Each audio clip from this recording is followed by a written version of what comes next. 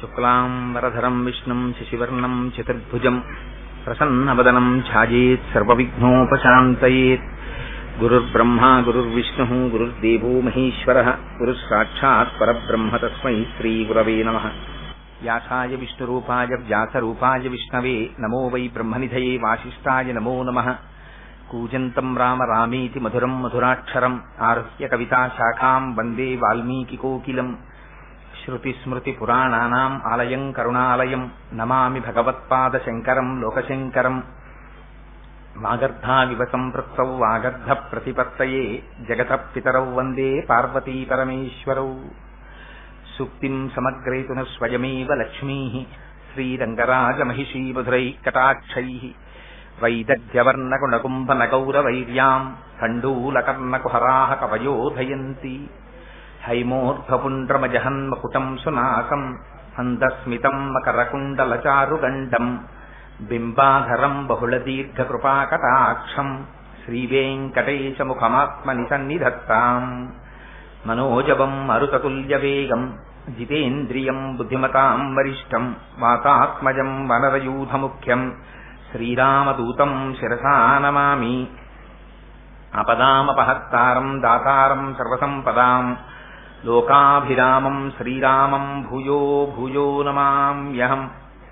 సింధూరారుణ విగ్రహాం త్రినయనాం మాణిక్యమౌళిస్ఫురత్తారానాయకశేఖరాం స్మితముఖీం ఆపీనవక్షోరుహాం పాణిభ్యాం అడిపూర్ణరత్నచషకం రక్తోత్పలం బిభ్రతీం సౌమ్యాం రత్నఘటస్థరక్తచరణాం ధ్యాయేత్ పరేదంబికాం. హరి ఓం. పరమేశ్వర స్వరూపమైన సభకి నమస్కారం. ఈనాడు సౌందర్యలహరి మీద 9 రోజుల పాటు ధారావాహికంగా ప్రవచనములు జరగాలి అని ట్రస్ట్ తరపున బ్రహ్మశ్రీ రాయవరపు మృత్యుంజయరావు గారు వారి తండ్రి గారి జ్ఞాపకార్థం అపారమైన పితృభక్తితో ప్రతి సంవత్సరం వారు చేసేటటువంటి ఈ సాంస్కృతిక కార్యక్రమాల్లో అంతర్భాగంగా ఈ సంవత్సరం ఏర్పాటు చేసినటువంటి ఈ ప్రవచన పరంపరలో నేటికి 3వ రోజుకి చేరుకున్నాం.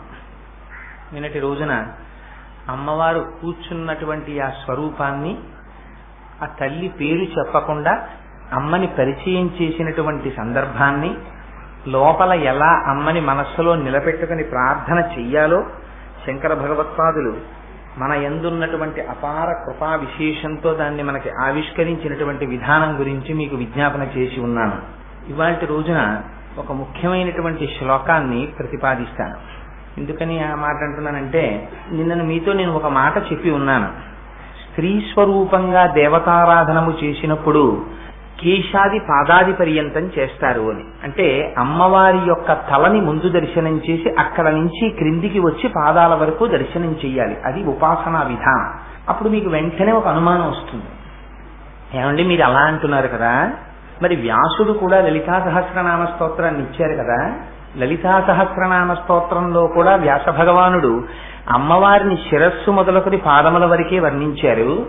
కానీ మొట్టమొదట ఏది వర్ణించారు? బుజ్జద్భాను సహస్రాభా చతుర్బాహు సమన్విత. ముందు తల చెప్పారా, బాహువులు చెప్పారా? బాహువులు చెప్పారు. బాహువులు చెప్పడంలో కూడా చిత్రం ఏమిటి? పోనీ బాహువులు చెప్పి ఊరుకున్నారా? రాగస్వరూప పాషాఢ్య క్రోధాకారాంకుశోజ్వల మనోరూపేక్షుకోదండ పంచతన్మాత్రశాయక నిజారుణ ప్రభాపూర మధ్యబ్రహ్మాండ మండల అని చంపకాశోక పున్నాగ సౌగంధిక లసత్కచ అన్నారు. ముందు చేతులు చెప్పి, చేతులలో ఉన్న ఆయుధాలు చెప్పి, ఆ తర్వాత వచ్చినటువంటి కాంతి చెప్పి, అప్పుడు తల చెప్పారు. అలా ఎందుకు అసలు ఆ తల గురించి చెప్పే ముందు చేతులు చెప్పి తల చెప్పడం ఏమిటి? మరి అవతల ఉపాసనా విధానంలో మనం ఏమంటున్నాం? కేశాది పాదాది పర్యంతం చెయ్యాలంటున్నాం. మరి అలా చెయ్యవలసి వచ్చినప్పుడు ముందు తల చెప్పాలి కదా. అలా చెప్పలేదే, బాహువులు చెప్తున్నారు. శంకరులు కూడా సౌందర్యలహరిలో ధునోతుధ్వాంతం నస్తులిత దళితేందీవరవనం అన్నారు. ఇలా మార్చి చెప్పడం వెనక అసలు ఏదైనా రహస్యం ఉందా, లేకపోతే అది మామూలుగా సామాన్యంగా చెప్పేసిందేనా? వ్యాస భగవానుడంతటి మహాపురుషుడు ఏదో లేకుండా అది చెయ్యరు, కానీ ఆ విషయం ప్రస్తావన చెయ్యకుండా అలా చెప్పారు. ఎందుకు అలా చెప్పడం? మీరు ఎవరినో ఒకరిని అడిగి దానికి సంబంధించిన రహస్యాన్ని తెలుసుకోవాలని దాన్ని అలా నిక్షిప్తం చేశారు. అందులో మీరు అమ్మవారి దర్శనం జరగాలి అంటే మీరు మొట్టమొదట చెయ్యవలసింది అమ్మవారి చేతులలో ఉండేటటువంటి ఆయుధాల్ని చూడాలి. అందుకే నిన్నటి రోజున చెప్పాను, రాగస్వరూప పాషాఢ్య క్రోధాకారాంకుశోజ్వల. ముందు అసలు అమ్మవారి దర్శనం కోసం మీ మనస్సు నిలబడాలి అంటే మనస్సు లోపల ఉండేటటువంటి అపారమైన రాగద్వేషములు, క్రోధము ఈ రెండు తగ్గాలి. రాగము ద్వేషము ఈ రెండు ఒకే భావన. ఒక వస్తువుని చూసినప్పుడు మీకు అపారమైన ప్రేమ కలిగిందనుకోండి రాగం, ఆ వస్తువు పట్ల ద్వేషం కలిగిందనుకోండి, రెండు ఒకదానికొకటి వ్యతిరిక్తాలంతే, అది ద్వేషం. ద్వేషాన్ని దేంతో చెప్పారు? క్రోధాకారాంకుశోజ్వల. అది అంకుశం ఎలా పొడుస్తూ ఉంటుందో ఏనుగు యొక్క కుంభస్థలం మీద, అలా మీ క్రోధం మిమ్మల్ని పొడిచేస్తూ ఉంటుంది. అది మిమ్మల్ని ప్రశాంతంగా ఉండనివ్వదు.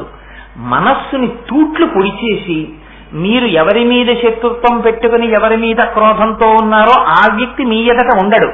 కానీ మీరు లోపల లోపల లోపల లోపల వాడిని తలుచుకుని ఆ క్రోధంతో రగిలిపోతుంటారు. ఆ రగిలిపోవడంలో ఏమైపోతుంది? మీ ఉపాసన భ్రష్టు పడుతుంది, మీరు మంచి విషయాలు మర్చిపోతారు, మీరు ఉద్వేగమునకు లోనవుతారు, మీరు ఎక్కువ తీవ్రంగా ఊపిరి తీస్తారు. ఆ ఊపిరిలు తీయడంలో అమ్మవారికి మరాళి మందగమన మహాలావణ్య సేవదిహి అని పేరు. పరమేశ్వరుడు ఆయుర్దాయాన్ని ఊపిరిల లెక్కలో ఇస్తాడు. ఇన్ని ఊపిరిలు అని ఉంటాయి. మీరు ఎప్పుడైతే క్రోధములకు లోనయ్యారో ఆవేశంలో ఎక్కువ ఊపిర్లు తీస్తారు. చురుకు చురుగ్గా ఊపిర్లు తీయడంలో మీ జీవితాన్ని మీరే తగ్గించేసుకుంటారు. అందుకని ఆ క్రోధాన్ని మార్చాలి. ఇప్పుడు అమ్మ మార్చి ఏం చేస్తుంది? అమ్మవారి ఆయుధం వంక చూశారనుకోండి, కోపము మీది కోపము. అంటే ఏమిటి కోపం? నాకు ఈ కోపం ఉండకూడదు, నాకేముండాలి, నాకు ప్రశాంతత ఉండాలి, ఎక్కడి నుంచి వస్తుంది ఈ కోపం నాకు అని కోపము మీది కోపము, రాగద్వేషముల మీద ద్వేషము. నాకు ఎందుకు ఈ ఆశ, నాకు ఎందుకు ఈ ద్వేషం? కలిసి వస్తే సంతోషమా, కలిసి రాకపోతే ద్వేషమా? ఇదంతా మనస్సాడుతున్న నాటకం కాదు అని తెలుసుకోగానే మీరు ఎక్కడికి వెళ్ళారు? మనోరూపేక్షుకోదండ. ఈ విషయం తెలిసిందనుకోండి, ఇప్పుడు ఆ మనస్సు దేని మీద ఆధారపడింది? పంచతన్మాత్రశాయక 5 ఇంద్రియాల మీద ఆధారపడింది. ఇప్పుడు ఈ మనస్సుని నిగ్రహించడానికి ఏం చేస్తారు? ఈ 5 ఇంద్రియాలని తీసుకెళ్లి అమ్మవారి పాదాల దగ్గర పెట్టేస్తారు. పెట్టేసి ఇప్పటి వరకు బయట ప్రపంచంలో ఉన్న వస్తువుల్ని చూసి సంతోషించడానికి అలవాటు పడినటువంటి కన్నులు అమ్మవారి దర్శనం చేసి సంతోషించడంలో నిమగ్నం అవుతాయి. ఇప్పటి వరకు బయట పదార్థములన్నింటినీ తిని సంతోషించినటువంటి నాలుక అమ్మవారి ప్రసాదాన్ని నోట్లో వేసుకోవడంలో సంతోషిస్తుంది. ఇప్పటి వరకు బయట ప్రపంచాలన్నింటినీ ఆఘ్రానించి సంతోషించినటువంటి మనస్సు అమ్మవారి పాదముల మీద ఉన్న ఒక పుష్పము యొక్క సౌరభాన్ని వాసన చూడడంలో సంతోషిస్తుంది. ఇలా ఇంద్రియములన్నీ అమ్మవారి వైపుకి తిరుగుతాయి. అమ్మవారి వైపుకి తిరగగానే మీకు ఏది దర్శనం అవ్వాలి? అపారమైనటువంటి కాంతి. లలితా సహస్రంలో అయితే ఎందుకని అమ్మవారు ఆవిర్భవిస్తోంది హోమగుండంలోంచి, ఆవిడ వచ్చే ముందే పెద్ద కాంతి వచ్చింది. కాంతి తర్వాత ఏది కనపడింది? చంపక అశోక పున్నాగ సౌగంధిక లసత్కచ. చంపక అశోక సౌగంధిక మొదలైనటువంటి పుష్పములతో అలంకారము చేయబడినటువంటి అమ్మవారి యొక్క కబరీబంధము దర్శనమవుతుంది. కబరీబంధం అంటే జుట్టు ముడి. ఇప్పుడు మీరు ఒకటి జాగ్రత్తగా ఆలోచించండి.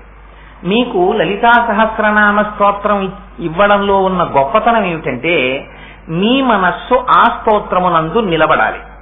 నిజంగా మీరు లలితా సహస్రనామ స్తోత్రాన్ని చదవడంలో నిష్ణాతులు అనుకోండి, మీ మనస్సు ఎక్కడో అక్కడ 1000 నామాల్లో ఒక నామం దగ్గర నిలబడడానికి అలవాటు పడిందనుకోండి.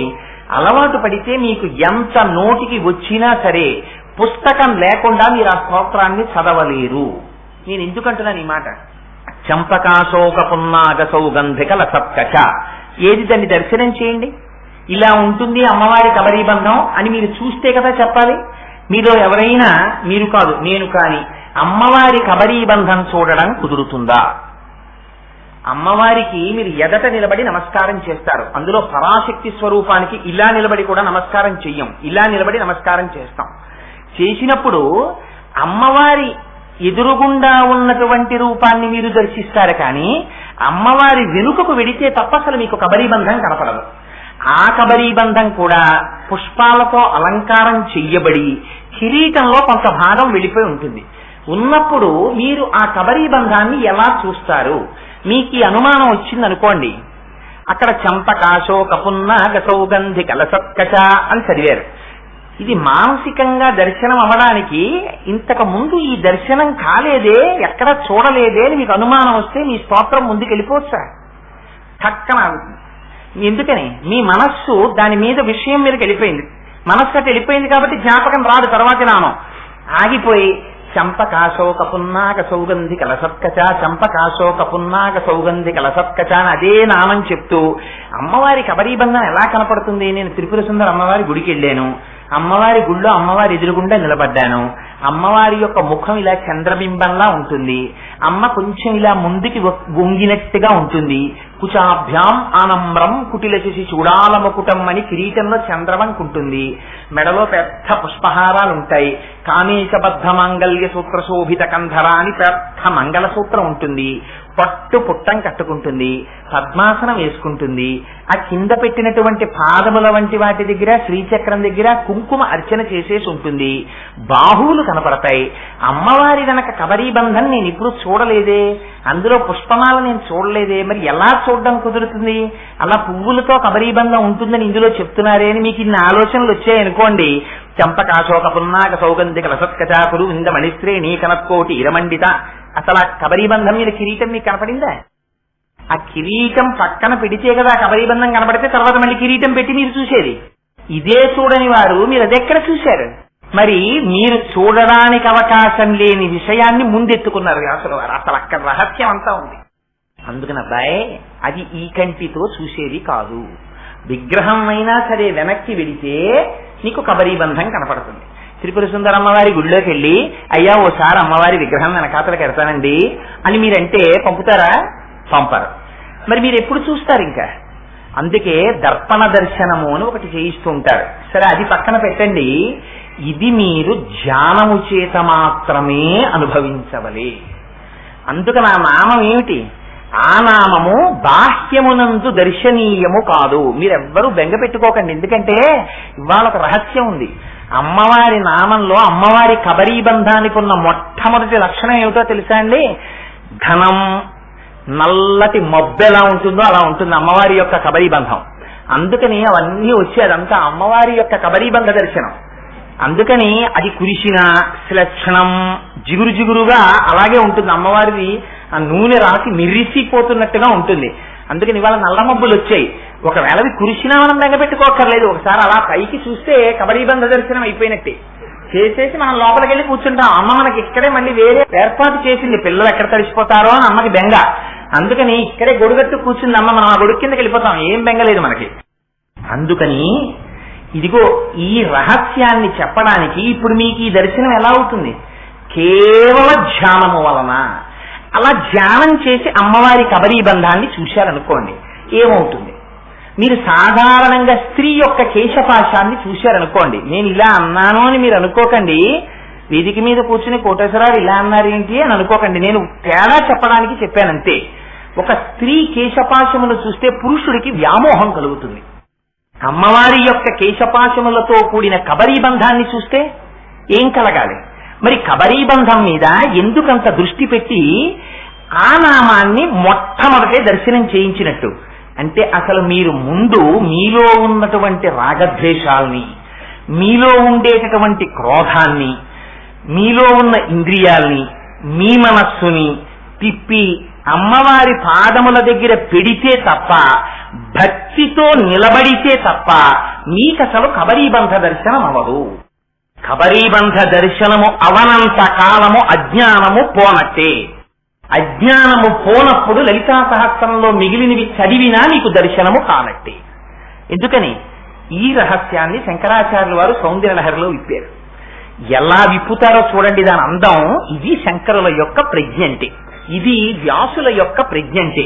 అందుకని ఆ వ్యాసుడు ఆ లలితా సహస్రంలో ఇచ్చిన నామంలో ఉన్న గుంభనమైన రహస్యాన్ని పుణికిపుచ్చుకుని శంకరులు సౌందర్యలహరిలో అంటారు, ధునోతుధ్వాంతం నస్తులితదలితేందీవరవనం ఘనస్నిగ్ధశ్లేక్షణం చికుర నికురంబం తవ శివే యదీయం సౌరభ్యం సహజముపలబ్ధం సుమనసో వసంతస్మిన్ మన్యే వలమధన వాటీ విటపినా.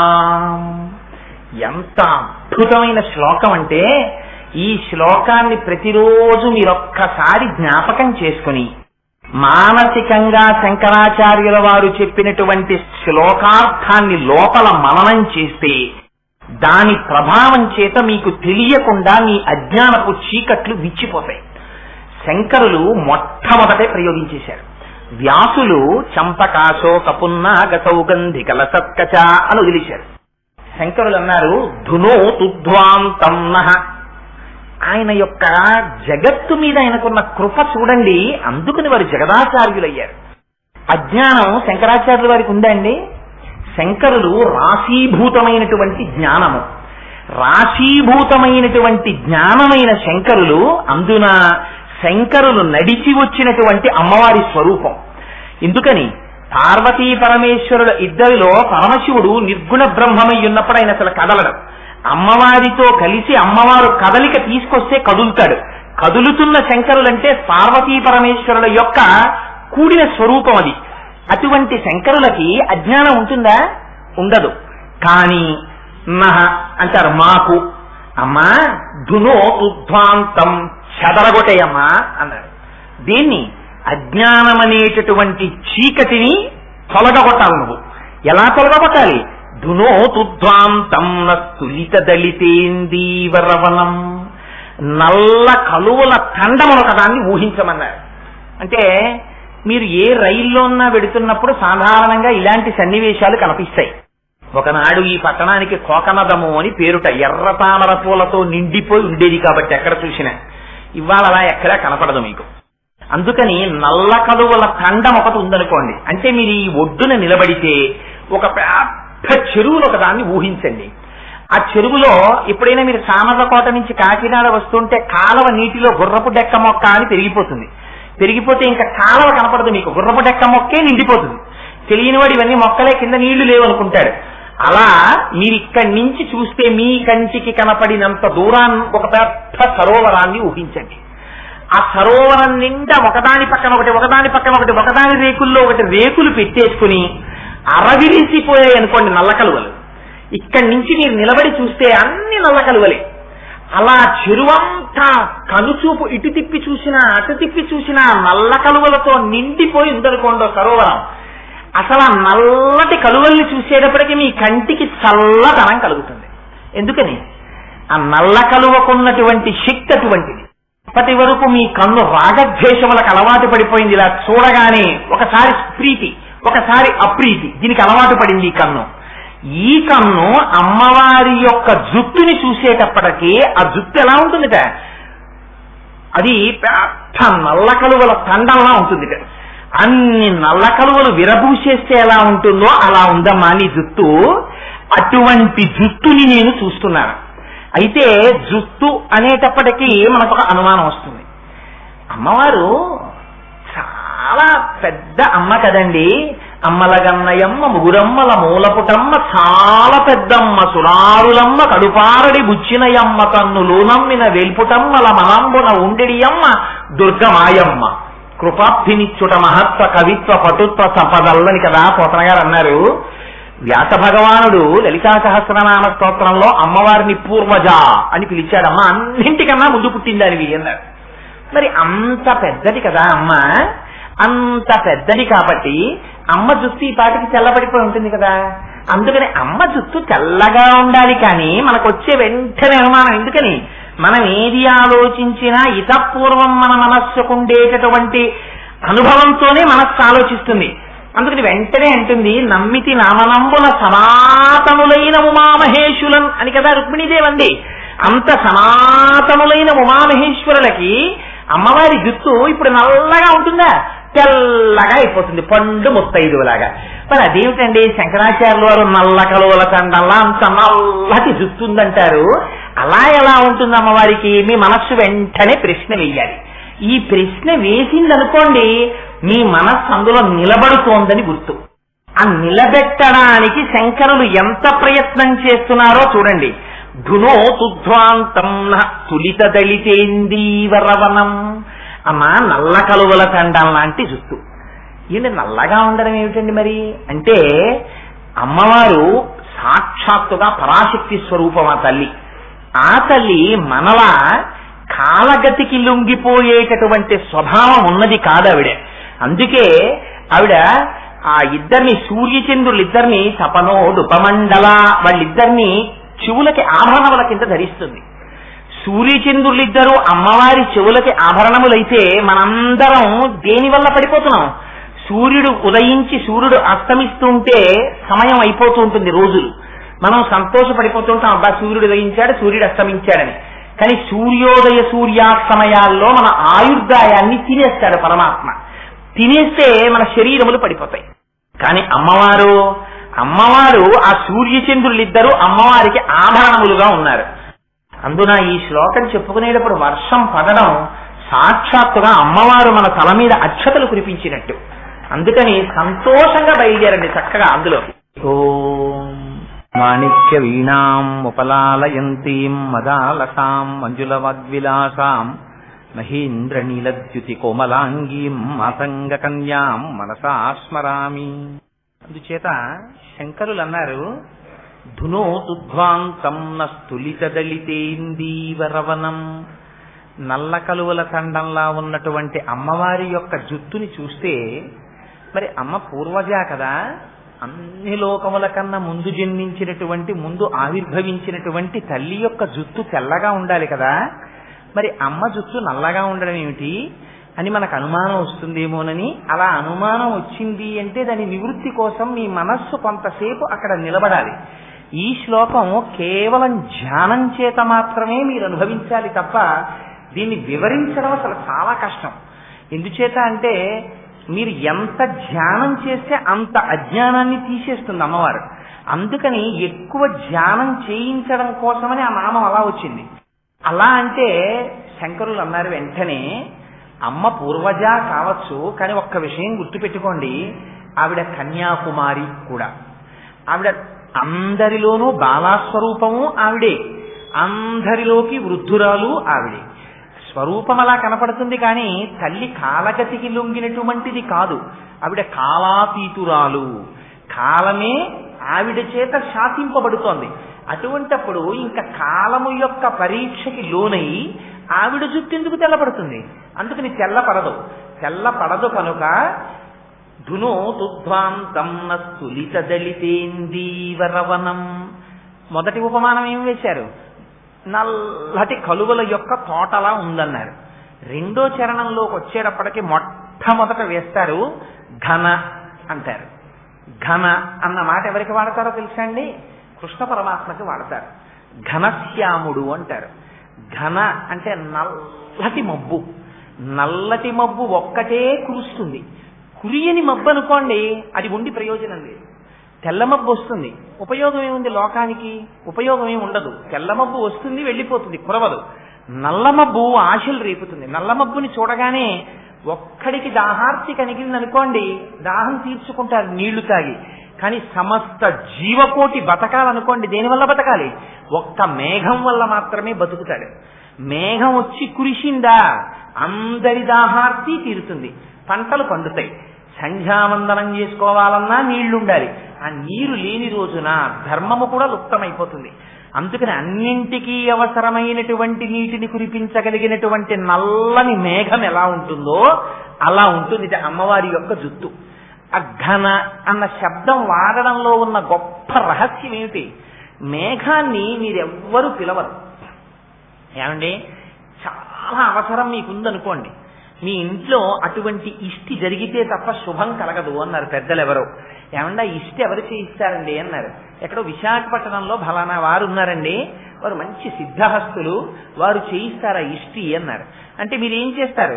సొమ్ముకి వెరవకుండా విశాఖపట్నం వెళ్ళి వారి పాదాలు పట్టుకుని, అయ్యా మీకు తప్పదు, మీరు మా ఇంటికి వచ్చి తప్పకుండా ఆ ఇష్టి చెయ్యాలి అని వారిని తీసుకొస్తారు. మీకు అలాగే లోకమునకు అంతటికీ కూడా తాపం పెరిగిపోయింది. తాపం ఎందుకు పెరుగుతుంది? శంకరాచార్యులు వారు శివానంద లహరిలో చెప్తారు ఈ రహస్యాన్ని. గలంతీ శంభో త్వచ్చరిత సరిత కీల్బిషరజో గలంతీ ధీకుల్యాః సరశుపతంతి విజయతాం దిశంతి సంసార భ్రమణ పరితాపోపశమనం వసంతీమచ్చేతో హృదభువి శివానందలహరి అంటారు. బయట వాన లేకపోతే తాపం ఎలా వస్తుందో భగవంతుని యొక్క అనుగ్రహం కలగనంత కాలం లోపల కూడా సంసార తాపం అలా ఉంటుంది. ఈ తాపం పోవాలంటే బయట తాపం పోవడానికి నల్లమబ్బు వస్తుంది, ఇక్కడ తాపం పోవడానికి అమ్మవారి అనుగ్రహం రావాలి. ఈ అమ్మవారి అనుగ్రహం మీరు పిలిస్తే వచ్చేది కాదు, అమ్మ తనంత తాను కురిపిస్తుంది. మేఘం ఎవరు పిలిచారని వస్తుంది, పిలవకుండా మేఘం వస్తుంది. మీరు కురు అని అడగక్కర్లేదు, కురిసేస్తుంది. కురిసేసి అయ్యో మేఘమా ఇంత నీరు కురిశావా అని మీరేం కృతజ్ఞత చెప్పక్కర్లేదు. మీరు చెప్పినా చెప్పకపోయినా అమ్మయ్యా నేను కురిసేశానని మేఘం వెళ్ళిపోతుంది. అలా మీరు ఏం చేశారు కనుక మీరు అమ్మవారి కబరీ బంధం చూశారు. చూసినంత మాత్రం చేత అయ్యో నా కోసమని వచ్చి ఏమిటి కబరీ బంధం చూడడంలో గొప్పతనం, అదే నేను చెప్పింది. కబరీ బంధం మీరు ఈ కంటితో అమ్మవారి వెనక్కి వెళ్ళి ఎప్పుడూ చూడరు. మీరు అమ్మవారి మూర్తిని ఇలా చూశారనుకోండి, ఎక్కడైనా ముద్ర వేసిన దాన్ని ఫోటోలు అంటే నాకు ఇష్టం ఉండదు, అమ్మవారే నా దృష్టిలో. అందుకని నేను ఫోటో అన్న మాట వాడడానికి అంత ఇష్టపడ్డాం. చూస్తే మీకు ముందు భాగం కనపడుతుంది, వెనక్కి తిరిగిన భాగం మీకు ఎలా కనపడుతుంది, మీకు కనపడదు. అంత కోరిక ఉంటే చూడాలని ఒక్క చోట చూడడానికి కుదురుతుంది. మీరు ఎప్పుడైనా ర్యాలీ వెడితే అక్కడ ముందు జగన్మోహనుడిగా ఉన్న స్వామికి వెనక్కాతలకి మీరు వెడితే జగన్మోహినిగా ఉంటుంది. అక్కడ మీరు కబరీ బంధాన్ని చూడొచ్చు. ఆ కబరీ బంధాన్ని మీరు ఎప్పుడైనా చూసి మనసులో బాగా ధ్యానం చెయ్యాలి. ఇక్కడ జ్ఞాపకం ఉండాలి. నల్లటి కబరీ బంధాన్ని చూస్తే నల్లటి మబ్బును చూసేసినట్టే. నల్లటి మబ్బు వచ్చిందనుకోండి, ఇంకా మీరు అమ్మో ఈ మబ్బు వచ్చింది, కురుస్తుందో వెళ్ళిపోతుందో బెంగెట్టుకోక్కర్లేదు. ఏమండి నల్లటి మబ్బు ఉన్న వెలుతురిని తీసేసి చీకటి చేసేస్తుంది. చీకటి చేసేసిన మబ్బు తాపాన్ని ఎలా పోగొడుతుంది, మీరు అనుభవిస్తేనే తెలియాలంతే. ఇది అనుభవైక వైద్యం. మీరు మాటలతో చెప్పగలరా? ఇవాళ అమ్మవారి వీడి శ్లోకం ఎలా చెప్తాడు, కష్టం కదా, శంకరులు ఇచ్చారు కానీ నేను చూపిస్తాను ఏమిటో అంది. అందుకని ఘన అన్న మాటకి నిర్వచనం ఏమిటో మబ్బు రూపంలో వచ్చి చెప్పేసింది ఆవిడ. ఇంకా నేనేం చెప్పను, అసలు ఘన చెప్పకముందే ఆవిడ ఘన అంటే ఏమిటో చెప్పేసింది, బయట మీరు అనుభవించేశారు. అందుకని అమ్మవారు అనుభవింప చేసేసింది. ఇది అమ్మవారి కరుణంటే. అందుకని చూడండి ఇన్ని శ్లోకాలు చెప్పాం, ఇన్నాళ్ళ నుంచి చెప్తున్నాం. వచ్చిందా నల్ల మబ్బు? ఇప్పుడే కురవాలా? 1 గంటకి రాకూడదా, 3 రాకూడదా, తెల్లారికట్ట రాకూడదా మబ్బు? ఉపన్యాసానికి కూర్చుని ప్రార్థనా శ్లోకాలు చెప్పి 2వ పాదంలోకి ఘన అందాం అనుకునే వాటికి కురిసిందంతే. ఆ కురవకపోతే నేను చెప్పిన తర్వాత కురిసిందనుకోండి, నువ్వు చెప్పాక నేను కురవడం ఏమిటి? నేను కురియడం నా లక్షణం. నేను అజ్ఞానం తీసేస్తాను. పైకి నల్ల మబ్బు వస్తే చీకటైనట్టు ఉంటుంది, కానీ నల్ల మబ్బు తాపాన్ని పోగొట్టేసినట్టు నా నల్లటి కబరీ బంధాన్ని చూస్తే నీలో ఉన్న నల్లటి అజ్ఞానాన్ని తీసేస్తాను. తీసేస్తే నీ తాపం పోతుంది, సంసార తాపం. ఇప్పటి వరకు ఉన్న తాపం వర్షం కురిసేసేటప్పటికి అమ్మయ్యా వాతావరణం చల్లబడిందంటాడు. నల్ల మబ్బు రానంతసేపు బాప్రే ఇవాళ ఎలా ఉందో వాతావరణం అంటాడు. ఈ మాట అనుకోకుండా ఇవాళ మృత్యుంజయరావు గారు నోటి వెంట వచ్చేసింది. ఆయన ఉపన్యాసం చెప్తూ ఇవాళ గట్టి ఎండ కాసింది అన్నారు. ఎందుకు ఆ మాట అందాం? ఆయన ఏమన్నా మనం చెప్పమన్నామా వాతావరణం గురించి? మీరు ముందోసారి చెప్పండి అన్నామా? అమ్మవారు శ్లోకానికి ముందే ఆ మాట చెప్పేసింది. మీరు ఇప్పటి వరకు సంసార తాపమునందున్నారు. ఈ శ్లోకం వినడం చేత మీ జన్మాంతర సుకృతముగా అజ్ఞానమును తీస్తున్నారు. మీరు ఈ మనుష్య జన్మ యొక్క ఫలితాన్ని పొందారు అని నోటితో చెప్పకుండా మబ్బుగా వచ్చి కురిసింది తల్లి. అందుకని ఆ మేఘం నాకు మేఘంలా కనపడలేదు, అమ్మవారి కబరీబంధంగానే చూసి నేను నమస్కారం చేసుకున్నాను. సరే, అందుచేత ఘన శిలక్షణం. ఇవాళ నిజంగా మబ్బు రాకపోతే నేను ఈ ఘన గురించి ఎంతసేపు ఘనంగా కొట్టుకుండేవాడినో అది చెప్పడానికి. శిలక్షణం అంటే ఏమిటో తెలుసా అండి? నల్లగా ఉన్న వస్తువుని మీరు చూసినప్పుడు కంటికి బా ఏమిటి అంత నల్లగా ఉంది అన్నట్టుండకూడదుట. అమ్మవారి జుత్తు ఎలా ఉంటుందిట? శిలక్షణం అంటే మెరుపులు కింద చక్కటి నూనె రాశారనుకోండి, శిలక్షణ. స్నిగ్ధ అన్న మాటలోంచే స్నేహ అంటే మనస్సులో కలిసి ఉండడం. స్టికి అంట ఇంగ్లీష్ లో, ఒకదానికోటి అంటుకుని ఉండడం. అలా అమ్మవారి జుత్తుకి చక్కగా ఏదో అందమైన సువాసనతో కూడినటువంటి నూనె రాస్తే ఆ జుట్టు మిరిసిపోతూ ఎంత అందంగా ఉంటుందో, ఇలా ముట్టుకునేటప్పటికి ఎంత మెత్తగా ఉంటుందో. ఎవరైనా అమ్మవారి కబరీబంధం దగ్గరికి వెళ్ళి అమ్మవారి జుత్తుని ఇలా ముట్టుకుని చూడగలరా అండి? చూడలేరు. మరి ఎందుకు శంకరాచార్యులు వారు ఇంత కష్టపడి ఆ మాటలే వేయడం? పెద్ద పెద్ద మాటలా? పెద్ద పెద్ద మాటలు వేసేస్తే వీళ్ళు మళ్ళీ రేపు పొద్దున్న శ్లోకం చదువుకోలేరు, పైకి మనస్సులో చెప్పుకోలేరు. చిన్ని చిన్ని మాటలు వెయ్యాలి, పెద్ద పెద్ద అర్థాలు ఉండాలి, వీళ్ళని తరింపజేసేయాలి. ఎంత తాపత్రయమో చూడండి ఆయనకి. అందుకని ఘన, స్నిగ్ధ. స్నిగ్ధ అంటే మిరిసిపోతూ మెత్తగా, ఇలా ముట్టుకుంటే పువ్వు ఎలా ఉంటుందో అంతకన్నా సౌకుమార్యంగా శ్లక్షణం. పుని అంత జుత్తుందని, ఆ జుత్తు స్త్రీ జుత్తు విరబోసుకుని ఎప్పుడూ కనపడకూడదు. స్త్రీ జుత్తు విరబోసుకుని ఇంట్లో కనపడిందా ఎక్కువసేపు, అది ఇంటికి ప్రమాదకారి. స్త్రీ జుత్తు ఒకవేళ ఏ కారణం చేతనైనా విరబోసుకుని ఇంట్లో తిరగవలసి వస్తే జుత్తు చివర ముడి వేసేసుకోవాలి. అది పూర్వం పెద్దలు అంగీకరించేవారు కాదు. అందుకే ఇంట్లో ఎవరైనా ఆడవాళ్ళు తలకి స్నానం చేసి జుత్తు చివర ముడి లేకుండా తిరుగుతుంటే వారి మనస్సులోకి అత్యంత ప్రమాదకరమైనటువంటి భూతములు ప్రవేశించి వారి వల్ల కొన్ని వేల మందిని నాశనం చేస్తాయి. ఇవాళ చాలా మందికి జుత్తు చివర ముడులు లేనటువంటి జుత్తులే సమాజానికి ప్రమాదములకు కారణం. నేను ఉన్నమాట ఉన్నట్టు చెప్పనప్పుడు నేను ఇక్కడ కూర్చోవడానికి విరిచిన నాడు నేను చెప్పడం అనవసరం, కూర్చోవడం మానేయడం మంచిది. అందుకని ఉన్నమాట ఉన్నట్టు చెప్పాను తప్ప నేను ఎవరిని విమర్శించాలన్నది నా భావన కాదు. అందుకని శంకరులు అంటారు శ్లక్షణం. శ్లక్షణం అంటే ముడులు లేని జుత్తు, జుత్తు చిక్కులు పడి ఉండకూడదు. స్త్రీ జుత్తు పెంచి ఆ జుత్తంతా ఎప్పుడు చిక్కులు చిక్కులతో ఉందనుకోండి, అది సరి అయినటువంటి దర్శనం కాదు. అలా ఉండకూడదు.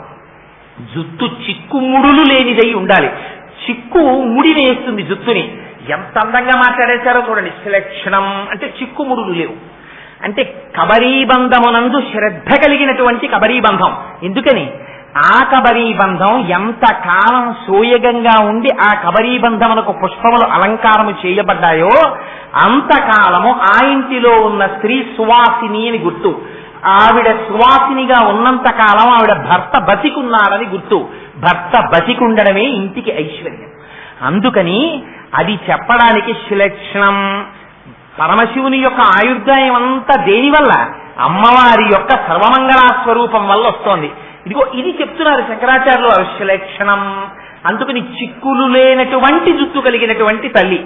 ఇదిగో రేపు మనం ఇలాంటి అమ్మవారిని ఇవాళ ఏ భావనతో ధ్యానం చేస్తున్నామో ఇదిగో అటువంటి సువాసిని కనుక ఆవిడ సువాసిన్యర్చన ప్రీత. ఎవరికి సువాసినీత్వం ఉన్నదో ఆ సువాసినీత్వము అమ్మవారి అనుగ్రహం ఉన్నంతసేపు ఉన్నదని గుర్తు. అందుకని రేపటి రోజున నామములు చెప్పే వాళ్ళందరూ సువాసినులు మాత్రమే చెప్తారు. మగవాళ్లు చెప్దామనుకున్న వాళ్ళు చొక్కాలు తీసిన వాళ్ళు చెప్తారు. ఆడవాళ్లు చెప్పేవాళ్ళు సువాసినులు మాత్రం చెప్తారు. ఎందుకంటే సౌందర్యలహరికి అంతర్గతంగా చేస్తున్నటువంటి సువాసిని పూజ కనుక సువాసిని సువాసిన్యర్చన ప్రీత.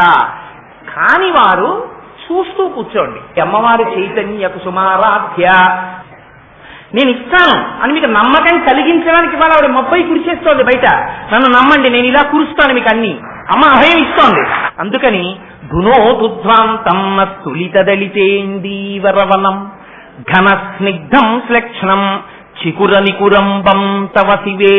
అమ్మా నీ జుత్తుందే, ఆ కబరీ బంధం ఉందే, ఆ ముడి, ఆ ముడిని దర్శనం చేస్తుంటే అమ్మా మా మనస్సు పొంగిపోతోందమ్మా. లోపల ఉన్న అజ్ఞాన తిమిరములు ఎగిరిపోతున్నాయి. ఆ చీకటి, నల్లటి జుత్తు చూస్తే చీకటి ఎలా పోతుందండి? అదే నేను ఇందాక చెప్పింది. మబ్బు వస్తే చీకటి పెరగాలి కానీ తాపం ఎలా తగ్గిందండి? అనుభవైక వైద్యంగా చూశాం. మీరు ధ్యానం చెయ్యండి అమ్మవారి కబరీబంధాన్ని, అమ్మవారి అనుగ్రహం ఏమిటో మీరు అనుభవిస్తారు. అది ధ్యానంలో మాత్రమే మీకు తెలుస్తుంది. అందుకని ఘన స్నిగ్ధ శ్లక్షణం చికురనికురంబం తవ శివే. అమ్మవారిని పిలవడంలో శంకరాచార్యుల వారి గొప్పతనం చూడండి. అమ్మా అని పిలిచేటప్పుడు అమ్మకి బోలెడన్ని పేర్లు ఉన్నాయి సహస్రనామంలో. ఆ పేర్లు పెట్టి పిలవకూడదా? ఏవి పెట్టి పిలవాల. నిన్ననేమన్నారు? హిమగిరి సుతే అన్నారు. అక్కడ కథకి సరిపోయేటట్టు. ఇవ్వాలంటున్నారు శివే. శివే అంటే మంగళప్రదమైన స్వరూపం ఉన్నదానా? ఏమిటి మంగళం?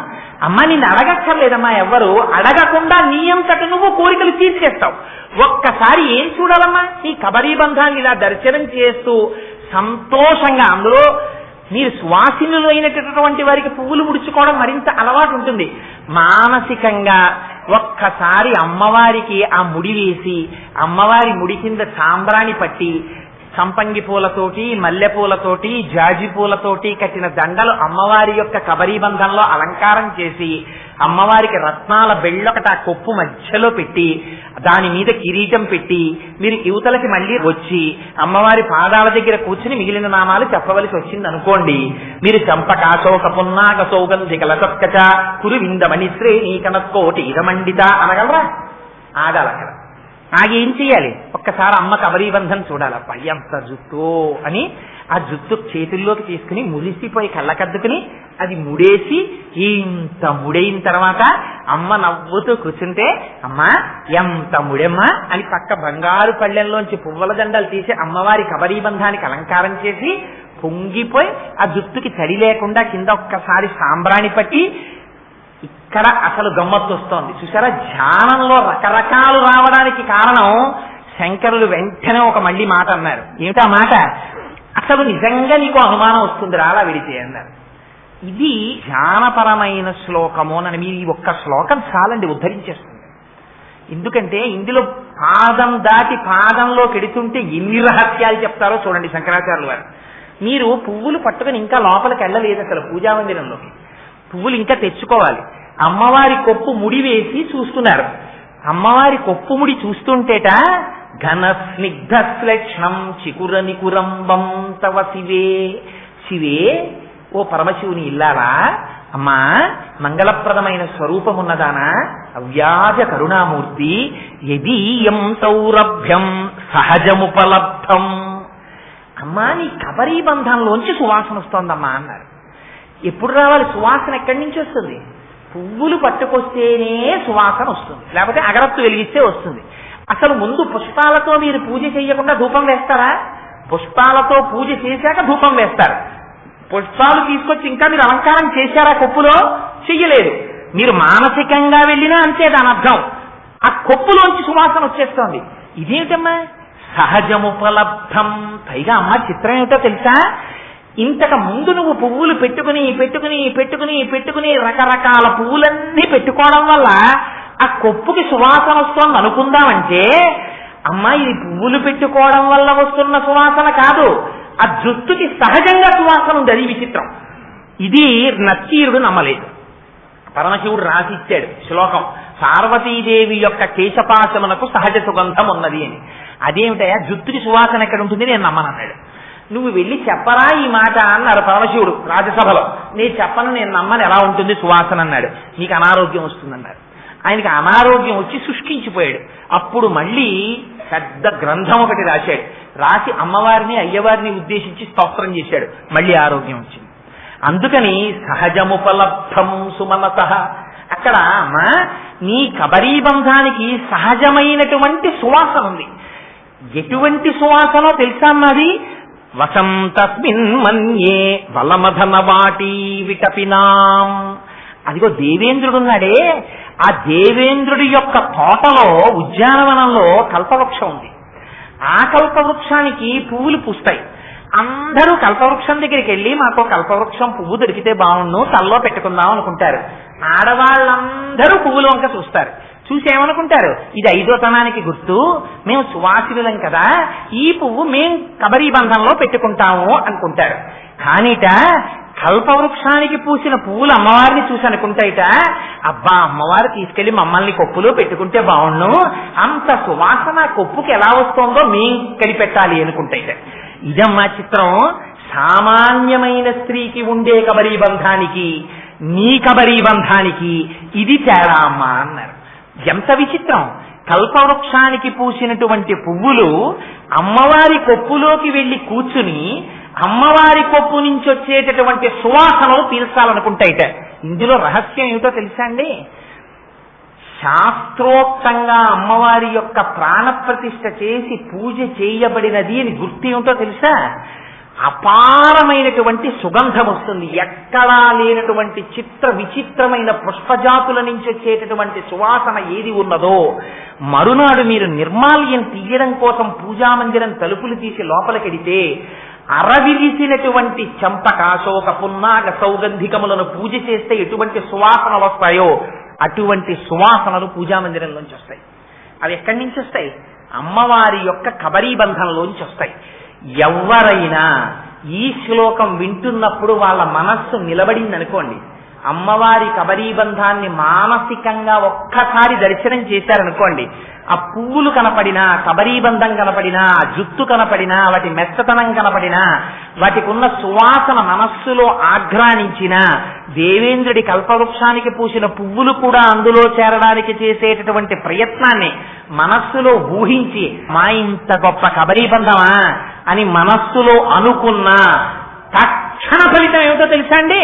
వచ్చిన మబ్బు కురిసేసినట్టు ధునో తుధ్వాంతం, అజ్ఞానం విరిగిపోతుంది, తీసేస్తుందంటే అమ్మ వారి మనస్సు భక్తి వైపుకి తిరిగిపోతుంది. ఇదిగో అలా చెయ్యగలిగిన అపారమైన శక్తి అమ్మవారి కబరీబంధానికి ఉంది. ఈ కబరీబంధం మనం మూర్తికి ముందు నిలబడి చూడలేం కనుక, దర్శనం చేసిన వారు కనుక శంకర భగవత్పాదులు, నేను దర్శనం చేసి దాచుకుంటే అది ఈ జాతికి ఎలా అందుతుంది? శ్లోకం రాశారనుకోండి, మీరు ఆ శ్లోకం ఎన్ని మాటలు చెప్పండి, ఇది శంకరులు దర్శనం చేసిన స్థితి అని వస్తుంది ఆ శ్లోకానికి అర్థం. అలా అంటే వీళ్ళకి ఎలా పోతుంది అజ్ఞానం? అజ్ఞానం పోవాలని కోరుకున్నవాడు ఏమండి మబ్బొచ్చి మా ఇంటి పెరట్లో నూతులోనే కురిస్తే బాగుండి అనకూడదు. అంతకన్నా దారుణం ఇంకొకటి లేదు. మబ్బొచ్చి కురిస్తే ఎలా కురవాలి? మా ఊరంతా కురవాలి, మా దేశమంతా మబ్బులు కురవాలనాలి. అంతేకాని మబ్బు మా ఇంటి పెరట్లో నూతిలోనే కురవాలనం కదా. అందుకని అమ్మవారి కబరీబంధ దర్శనం అయిన నాడు ఏం కోరుకోవాలి? తను తన మాటలతో చెప్పడం చేత మానసిక దర్శనం చేసినటువంటి సమస్త లోకములకు అజ్ఞానము పోవాలని తాను కోరుకోవాలి. మబ్బు తన ఇంట్లో కురవకూడదు, అంతటా కురవాలని కోరినట్టు ధునో తుధ్వాంతం, అంతటా అజ్ఞానం పోవాలనాలి. అందుకని శంకరులు చూడండి, ధునో తుధ్వాంతం మా అందరికీ. శంకరులు ఒక్కరు పెట్టుకోలేరా పేరు? పెట్టుకోరు. ఇది జగదాచార్యుల యొక్క కృప. మీరు ఎన్ని మాటలు శిరస్సు ఉంచి శంకరాచార్యులు వారికి నమస్కరిస్తే మీరు వారి రుణం తీర్చుకోగలుగుతారు. ఇది శంకరుల యొక్క అపారమైన ప్రజ్ఞాస్వరూపం ఈ శ్లోకం. అందుకని అంత గొప్ప శ్లోకాన్ని మనకి శంకరులు అందించారు సౌందర్యలహరిలో. సరే, ఇంకొకసారి ఆ శ్లోకాన్ని అంటాను. ఇవాళ నాకు భారం అంతా ఎక్కడ తగ్గిపోయిందంటే, 1కి 10 మాటలు నేను అమ్మవారికి కృతజ్ఞతలు చెప్పుకుంటున్నాను. ఆ మబ్బు వచ్చి కురియడంలో తగ్గిపోయింది నాకు. నేను ఇంత వివరణ చెయ్యక్కర్లేకుండా అయిపోయింది. అందుకని ధునో తుధ్వాంతం స్తులిత దళితేందీవరవనం ఘన స్నిగ్ధశ్లక్షణం చికుర నికురంబం తవ శివే యదీయం సౌరభ్యం సహజముపలబ్ధం సుమనసో వసం తస్మిన్ మన్యే బలమధన వాటి విటపినాం. కాస్త తప్పులు లేకుండా ఉచ్చారణ చెయ్యగలిగినటువంటి ప్రతివారు, ప్రత్యేకించి సువాసినులు, ఈ శ్లోకాన్ని నేర్చుకుని ప్రతిరోజు ఒక్కసారి చదువుకోవడం నేర్చుకోండి. నేర్చుకున్నారా? అమ్మవారి కబరీబంధాన్ని, ఆ పువ్వుల్ని చూశారా?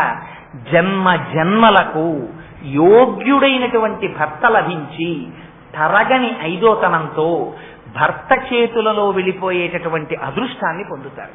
అందుచేత అంత పరమోత్కృష్టమైన శ్లోకం. సరే, శంకరులు ఈ శ్లోకంలో చేసినటువంటి గొప్ప ప్రయోగాన్ని విన్నారు.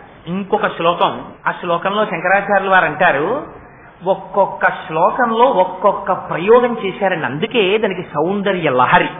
లహరి అంటే నీటి బుగ్గ పైకి తన్నినట్టు తన్నింది శంకరాచార్యుల వారి నుంచి తప్ప అది ఎక్కడో కూర్చుని ఆలోచించి ఇది ఎలా రాద్దాం అది ఎలా రాద్దామని రాసింది కాదు. వారు చేసిన దర్శనాల్ని తీసుకొచ్చి మనకు అందించారు. ఇంకొక శ్లోకం ఇస్తారు చూడండి శంకరాచార్యులు వారు. ఈ శ్లోకం కూడా మీరు మానసికంగా దర్శనం చేశారనుకోండి, అసలు దాని ఫలితాన్ని నేను చెప్పలేనన్నారు శంకరు. అసలు ఫలితం చెప్పాల శంకరాచార్యులు వారు. అసలు ఫలితం చెప్పని శ్లోకం అది. విచిత్రం ఏంటంటే కబరీబంధ దర్శనానికి ధునోతుద్ధాంతం అన్నారు. అసలు ఆ శ్లోకానికి ఫలస్థుడు చెప్పరు. అటువంటి శ్లోకం మీరు వినండి జాగ్రత్తగా.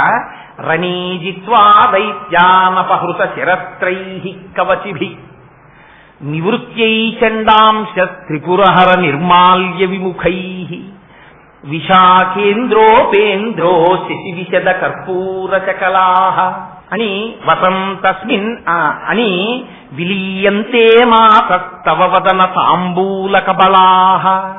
ఎంత గొప్ప శ్లోకం అంటే అది ఒక గొప్ప సన్నివేశాన్ని మీకు తీసుకొచ్చి చూపిస్తున్నారు శంకరాచార్యులు వారు. అమ్మవారు ఒకనాడు అంతఃపురంలో కూర్చుంది మణిద్వీపంలో. ఎక్కడో శత్రువులు రాక్షసులు బయలుదేరారు, అల్లరి చేస్తున్నారు. అల్లరి చేస్తుంటే అమ్మ మొట్టమొదట పిలిచిందిట. ఎవరిని పిలిచింది? విశాఖేంద్రోపేంద్రో, విశాఖుణ్ణి పిలిచిందిట. విశాఖుడు అంటే ఎవరు? విశాఖుడు అంటే సుబ్రహ్మణ్యేశ్వరుడు, స్కందుడు. సుబ్రహ్మణ్యుడు అమ్మవారి యొక్క సమస్త తేజస్సుని పునికి పుచ్చుకున్నవాడు. ఎందుకని అంటే అదో మళ్ళీ చాలా పెద్ద కథ. ఇప్పుడు నేను ఆ కుమార సంభవం వెనకాతలో ఉన్న రహస్యం అంతా ఎక్కడ చెప్పగలను కానీ ఒక్క విషయం చెప్తాను. ఒకనాడు పరమశివుడు సనక సనందనాది మహర్షుల్లో ఒకరిని అడిగారు, నువ్వు నాకు కొడుకువై పుట్టాలి అని. ఆయన అన్నాడు, తప్పకుండా పుడతానన్నాడు. అయితే అమ్మవారు సంతోషపడిపోతుంటే ఆయన అన్నాడు, అమ్మ నువ్వెందుకు సంతోషిస్తున్నావు? నేను అమ్మ కడుపులో ప్రవేశించాను, నేను ఆయనకి కొడుకుగా వస్తాను, ఆయనకే కొడుకుగా వస్తానన్నాడు. అదేంటి అలా ఎలా కుదురుతుందండి? అందుకే సుబ్రహ్మణ్యేశ్వర స్వామి వారి అవతారంలో పరమశివుని యొక్క వీర్యము పార్వతీదేవిలో ప్రవేశించదు. అసలు ప్రవేశించకుండా స్కందుడై స్ఖలనమైనటువంటి వీర్యంలోంచి ఆయన 6 ముఖాలతో వ్యుత్పత్తి చెందుతాడు. కానీ ఆవిడ ఒకటి అడిగింది, నేను తపస్సు చేసినటువంటి ప్రదేశం ఒకటి ఉంది, అక్కడ నా శరీరం నీరుగా ఉంది, నువ్వు ఆ సరస్సులోంచి బయటికి రావాలని అడిగింది. అందుకని శరవణ భవ, ఆయన మంత్రం కూడా శరవణ భవ సుబ్రహ్మణ్యేశ్వరుడిది. అందుకని ఆ తపోగుండంలోంచి, ఆ నీటి గుండంలోంచి బయటికి వచ్చాడు ఆయన. అందుకే మీరు చూడండి, సుబ్రహ్మణ్యేశ్వర స్వామి వారిని కానీ మీరు చూస్తే ఎంత అందమో చెప్పలేను. అమ్మవారు ఎంత అందమో అంత అందం మీకు ఇద్దరిలో కనపడుతుంది. ఒకరు శ్రీ మహావిష్ణువు, ఎందుచేతనంటే స్త్రీగా ఉన్న అమ్మవారే పురుషుడుగా ఉంటే శ్రీ మహావిష్ణువు. అందుకే విష్ణుమూర్తి కూడా పరమశివుల్లో దేహార్థ భాగాన్ని పొందుతారు. అందుకని అయ్యవారంత అందంగా ఉంటారు విష్ణువు. మళ్ళీ సుబ్రహ్మణ్యుడు అంత అందగాడు. ఆయన ఇలా శక్తి పట్టుకుని ఒక్కొక్క చోట అయితే కేవలం గోచి పెట్టుకుని నిలబడ్డాడు మహానుభావుడు. అయినా సరే ఇలా నిలబడితే ఎంత అందమో. ఆ బుగ్గలు చూస్తే ఆ ఎర్రటి బుగ్గలు నిజంగా సుబ్రహ్మణ్యేశ్వర స్వామి వారి తాలూకా మూర్తిని అలా పెట్టుకున్నారు అనుకోండి. మీరు పెట్టుకుంటే ఆయన్ని చూస్తే నమస్కారం చెయ్యబుద్ధి కన్నా ఓసారి బుగ్గలకి వెళ్ళాలనిపిస్తుంది. అయ్యయ్యో అదేమిట్రా, ఆయన సుబ్రహ్మణ్యేశ్వర స్వామి గారు కదా, బుగ్గలకి వెళ్ళడం ఏమిట్రా, ఇదేం అపచారం రా అని లెంపలేసుకుని, స్వామి నీ పాదముల యందు భక్తిని ప్రసాదించవయ్యా అని మీరు పాదముల వంక చూడాలి. కానీ ఆ అయ్యవారి యొక్క ముఖమండలాన్ని చూస్తే, ఆ మూతి చూస్తే, ఆ గడ్డం చూస్తే, ఆ ముక్కు చూస్తే, ఆ నుదురు చూస్తే, ఆ జుట్టు చూస్తే, ఆ శూలం పట్టుకుని నిలబడ్డం చూస్తే, నిజంగా సుబ్రహ్మణ్యుడు వచ్చేసారి అలా కనపడ్డారు అనుకోండి, ఎంత మంది పిల్లలున్న తల్లైనా వెళ్ళోసారి గట్టిగా కౌగులించేసుకుని ముద్దు పెట్టేసుకోవాల్సిందే. అంత అందగాడు. ఎక్కడదా అందం? అందమంతా అమ్మవారి అందం. అంత అందగాడు. ఎంత అందగాడో అంతటి మహావీరుడు. అంతటి మహావీరుడు తారకాసుర సంహారం చేశాడు. ఎక్కడదా బలం? అమ్మవారి చేతిలో ఉన్నటువంటి శూలాన్నే, అమ్మవారి యొక్క శక్తిని శూలంగా చేసి ఆయన చేతిలో పెట్టింది ఆవిడ. కొడుకు కదా, మహా సంతోషం అమ్మవారికి. అందుకని పిలిచింది. ఒక రోజున పిలిచి ఎవరెవరిని పిలిచింది? 3 కొడుకుల్ని పిలిచింది. ఎవరా 3 కొడుకులు? ఒకరు సాక్షాత్తుగా సుబ్రహ్మణ్యుడు, ఆయన దేవసైన్యానికి అంతటికీ అధ్యక్షుడు, సేనాధిపతి, ఆయన్ని పిలిచింది. రెండవ వారిని ఇంద్రుణ్ణి పిలిచింది. ఇంద్రుణ్ణి ఎందుకు పిలిచింది? ఇంద్రుడు కూడా అమ్మవారికి కొడుకు లాంటి వాడు, అమ్మవారికి శిష్యుడు కూడా ఆయన. ఎందుచేత అంటే ఒక దేవీ భాగవతంలో ఉందా కథ. ఓసారి ఇంద్రుడు రాక్షసులందరినీ సంహరించి నేనే సంహరించానని విర్రవీగి కూర్చున్నాడు. అమ్మవారు అనుకుంది, వీడు నేను సంహరించాను అనుకుంటున్నాడు, వీడి శక్తి ఏమిటో చూపిద్దామని చెప్పి ఆయనలో ఉన్న శక్తిని తీసేసింది. తీసేస్తే గడ్డి పరకని కదల్చలేకపోయింది దైవ సైన్యం ఆ రోజున. అప్పుడు వాళ్ళకి జ్ఞాపకం వచ్చింది, ఎంత పరాశక్తి యొక్క కృప అని అర్థమై మళ్ళీ అమ్మవారిని ధ్యానం చేస్తే అమ్మ ప్రత్యక్షమై, అమ్మే కదండి, ఎంత తప్పు చేసినా అమ్మకి క్షమాగుణం లేకపోతే అసలు లోకం ఎలా బతుకుతుంది? అందుకని మళ్ళీ ఆ ఇంద్రుడిని పక్కన కూర్చోబెట్టుకుని బ్రహ్మజ్ఞానం అంతా ఉపదేశం చేసింది. ఇది కేనోపనిషత్తులో కథ. అందుకని కూర్చోబెట్టి ఆ ఇంద్రుడికి బ్రహ్మజ్ఞానం ఇచ్చింది. అదిగో ఆ ఇంద్రుణ్ణి పిలిచింది. 3వ వారు ఉపేంద్రుణ్ణి పిలిచింది. ఉపేంద్రుడంటే ఎవరు?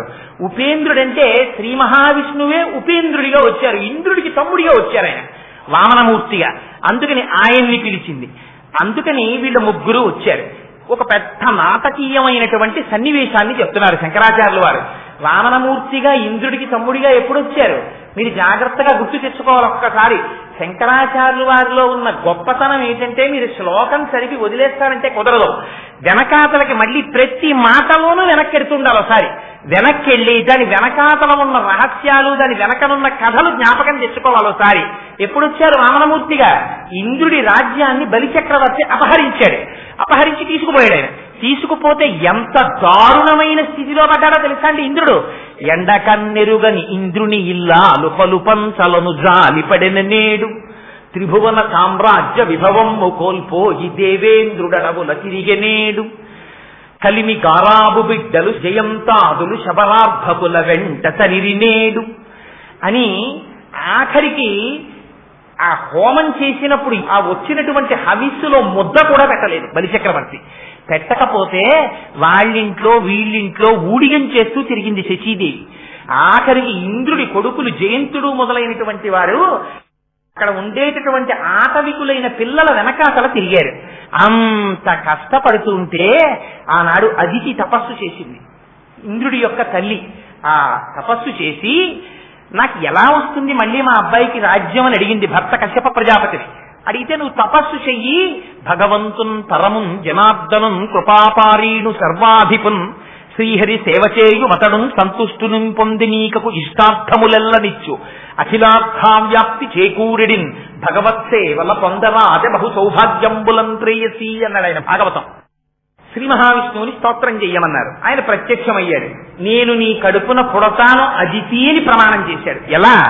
నీ కోడండ్రును నీ కుమారవరులు నీనాథుడు నీవును సంశ్లోకింపన్ సతులున్ పతుల్ సమ్మోదింప రాత్రించరుల్ శోకింపన్ భవదీయ గర్భమున తేజోమూర్తి జన్మించదన్ నాకున్ వెడుక పుట్టు నీ కొడుకనై నర్తించి వర్తింపగాన్. ఒక్కరు ఇంట్లో కానీ సరి అయిన వాడు ఉన్నాడా? చూడండి ఎంత గొప్ప ఫలితం వస్తుందో. తపస్సు చేసింది అదితి. శ్రీ మహావిష్ణువు పొంగిపోయి అన్నారు, అదితి నువ్వు చేసిన తపస్సుకి నేను ఎంత పొంగిపోయానో తెలుసా? నీ కోడండ్రును నీ కుమారవరులు నీనాథుడు నీవును సంశ్లోకింపన్ మీ అందరూ నాతో సంబంధం పెట్టుకుని మా అబ్బాయిని ఒకళ్ళంటారు, మా అన్నయ్యను ఒకళ్ళంటారు, మా బావగారిని ఒకళ్ళంటారు. ఇలా వాళ్ళందరూ సంతోషపడిపోయేటట్టుగా నీ పిల్లలు నన్ను తమ్ముడు తమ్ముడు అని పిలుస్తారు.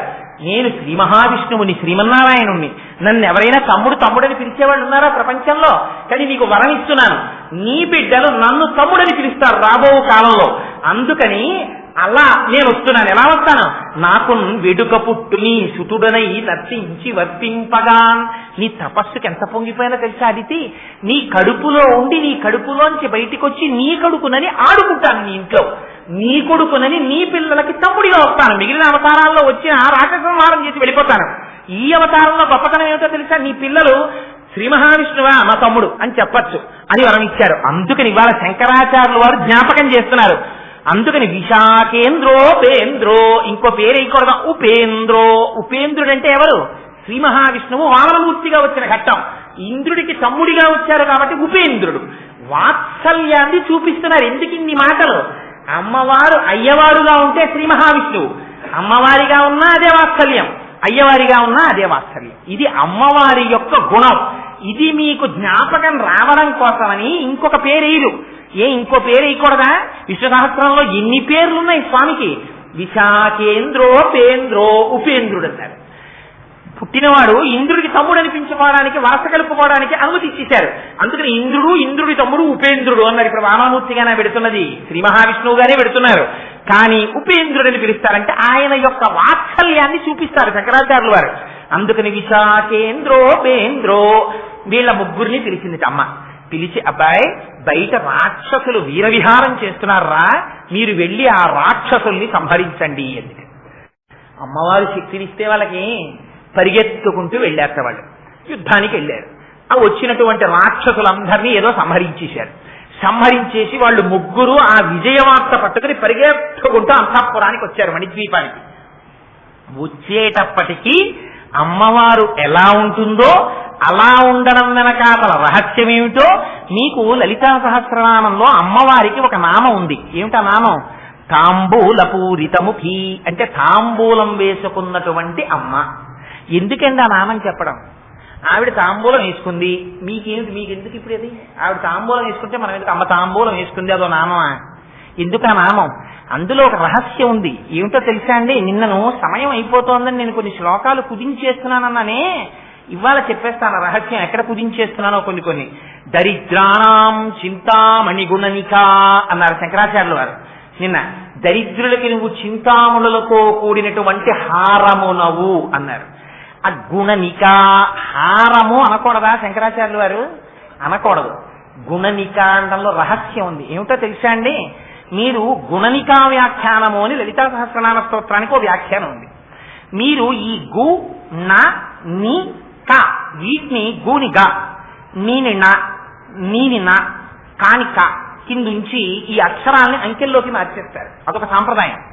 ఈ అక్షరాలని మీరు అంకెల్లోకి మార్చేశారనుకోండి, గా 5 అయిపోతుంది, నా 3 అయిపోతుంది, నా 0 అయిపోతుంది, కా 1 అయిపోతుంది. అంకానం వామతో ఒకటి.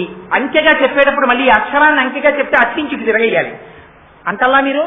మరి అష్టోత్తర శతనామం అంటున్నారు. అష్టోత్తర అన్నప్పుడు ముందు 8, శత అంటే అటువైపుకి 100. చెప్పినప్పుడు 100 ఇటేసి 8 అటేసి 108 అంటల్లా. చతుర్దశ ముందు 4, దశ 2. చెప్పినప్పుడు 10 ఇటేసి 4 అటేసి 14 అంటల్లా. అంకానం వామతో ఒకటి అట్నుంచి మార్చి చెప్తారు. అందుకని ఇప్పుడు మీకు ఇవేమైపోతుంది? అట్నుంచి ఇటుకేశారనుకోండి 1053 వస్తుంది. లలితా సహస్రనామ స్తోత్రాన్ని గుణనికా వ్యాఖ్యానంతో చదివి నామాల్ని ఏరిచి 1053 వస్తాయి. ఇవి ప్రతి నామం చింతామణి అయిపోతుంది.